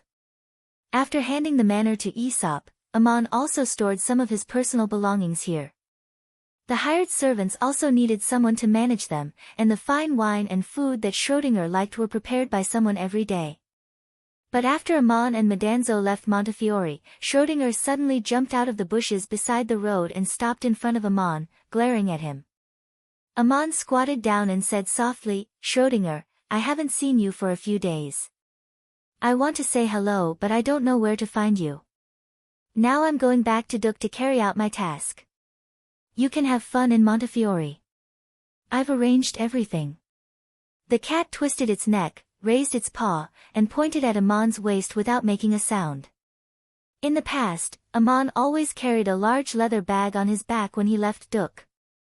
Schrödinger always hid in the bag to sleep. This time, Schrödinger didn't take the bag out. It seemed that he was not satisfied. Amon tried to persuade him again. You asked me to take you back to Igut. You've come all the way here. You've been living a comfortable life in Montefiore. Why do you want to take risks with me? Why don't you just wait for me in the city? Schrödinger puffed his cheeks and didn't say anything. He didn't put down his paw either. Madanzo watched Amon talking to a cat in a soft voice. He couldn't help but feel a little strange. But he knew that the cat had a special relationship with Amon back in the barbarian tribe, so he didn't interrupt. Amon had no choice but to stand up. He waved the iron stick in his hand and took out a large leather bag out of thin air. Schrödinger jumped onto the bag and dug the opening with his paw. Then he got in skillfully. Amon turned to Madanzo and said, "Go to the town ahead and buy more wine. Also, prepare a new batch of meat floss. I'll teach you how to use magic to process vegetables and meat so that they can be preserved for a long time and taste delicious." Madanzo smiled and asked, "Ammonius, I've always seen you make a lot of things out of thin air. What kind of magic is that?" Amon replied indifferently, "It's no big deal. It's just with the help of a spatial artifact. When you reach the 6th level, you'll be able to learn advanced spatial magic. I'll teach you how to use spatial artifacts. The more magic you have, the more space you can use magic. It's really convenient for many things." In the town ahead, they not only bought a lot of daily necessities, but also a carriage and 2 horses. 2 men and a cat drove the carriage at an unhurried pace for a month and finally arrived at the border of Igut. Along the way, Madanzo, in addition to reading the military books Amon gave him, used magic to process all kinds of secret food. It seemed like a trivial matter, but it was a kind of training to control one's power. For example, to process a piece of fresh beef into jerky and retain its original flavor, one needed to use fire and water magic at the same time, and even simple spatial magic. The heat could not be wrong, otherwise the jerky would become tasteless freeze-dried or black charcoal. It might be fun to process a few pieces of meat, but it would be boring to do it for many days in a row. That was what Amon wanted Madanzo to do, to use magic in a mundane way. When they arrived at the last town on the border of Igut, Amon let Madanzo sell the carriage and the horses, and the 2 of them continued on foot. Puzzled, Madanzo asked, "We still have a long way to go to the Lochia. Isn't it more convenient to take a carriage? Why do we have to walk?" Amon smiled mysteriously, "You'll understand soon enough. Just walk like this. Don't be afraid of hardship. It's a necessary experience for you." In front of them was the Saya Desert. They were traveling on the trade route between Igut and Babylon. Only the 2 of them walked on foot. Madanzo was a 5th-level sorcerer and warrior, so it was not too hard for him to walk like this. A few days later, halfway through the trade route, Amon suddenly said, "Go north, directly to the town of Duk from here." Madanzo asked again, "Aren't we going to Link's tribe?" Amon nodded, "Yes, from Duk to the east, through the jungles of the Euphrates Valley, you can reach Link's tribe. That's how I went there." Madanzo scratched the back of his head, "Ammonius, I suggest another route. From here to the Babylon kingdom, along the east bank of the Euphrates River to the city of Kish. West of the town of Akkad we've been to before, there's a new ferry to cross the river and go directly to the mountains of the Euphrates Valley. It'll be more convenient to reach Link's tribe there. Although it's a long detour, it'll be a smooth journey and faster. When we get to Link's tribe, we'll take Link and Elmar with us to explore the area around Duk. It'll be much safer this way.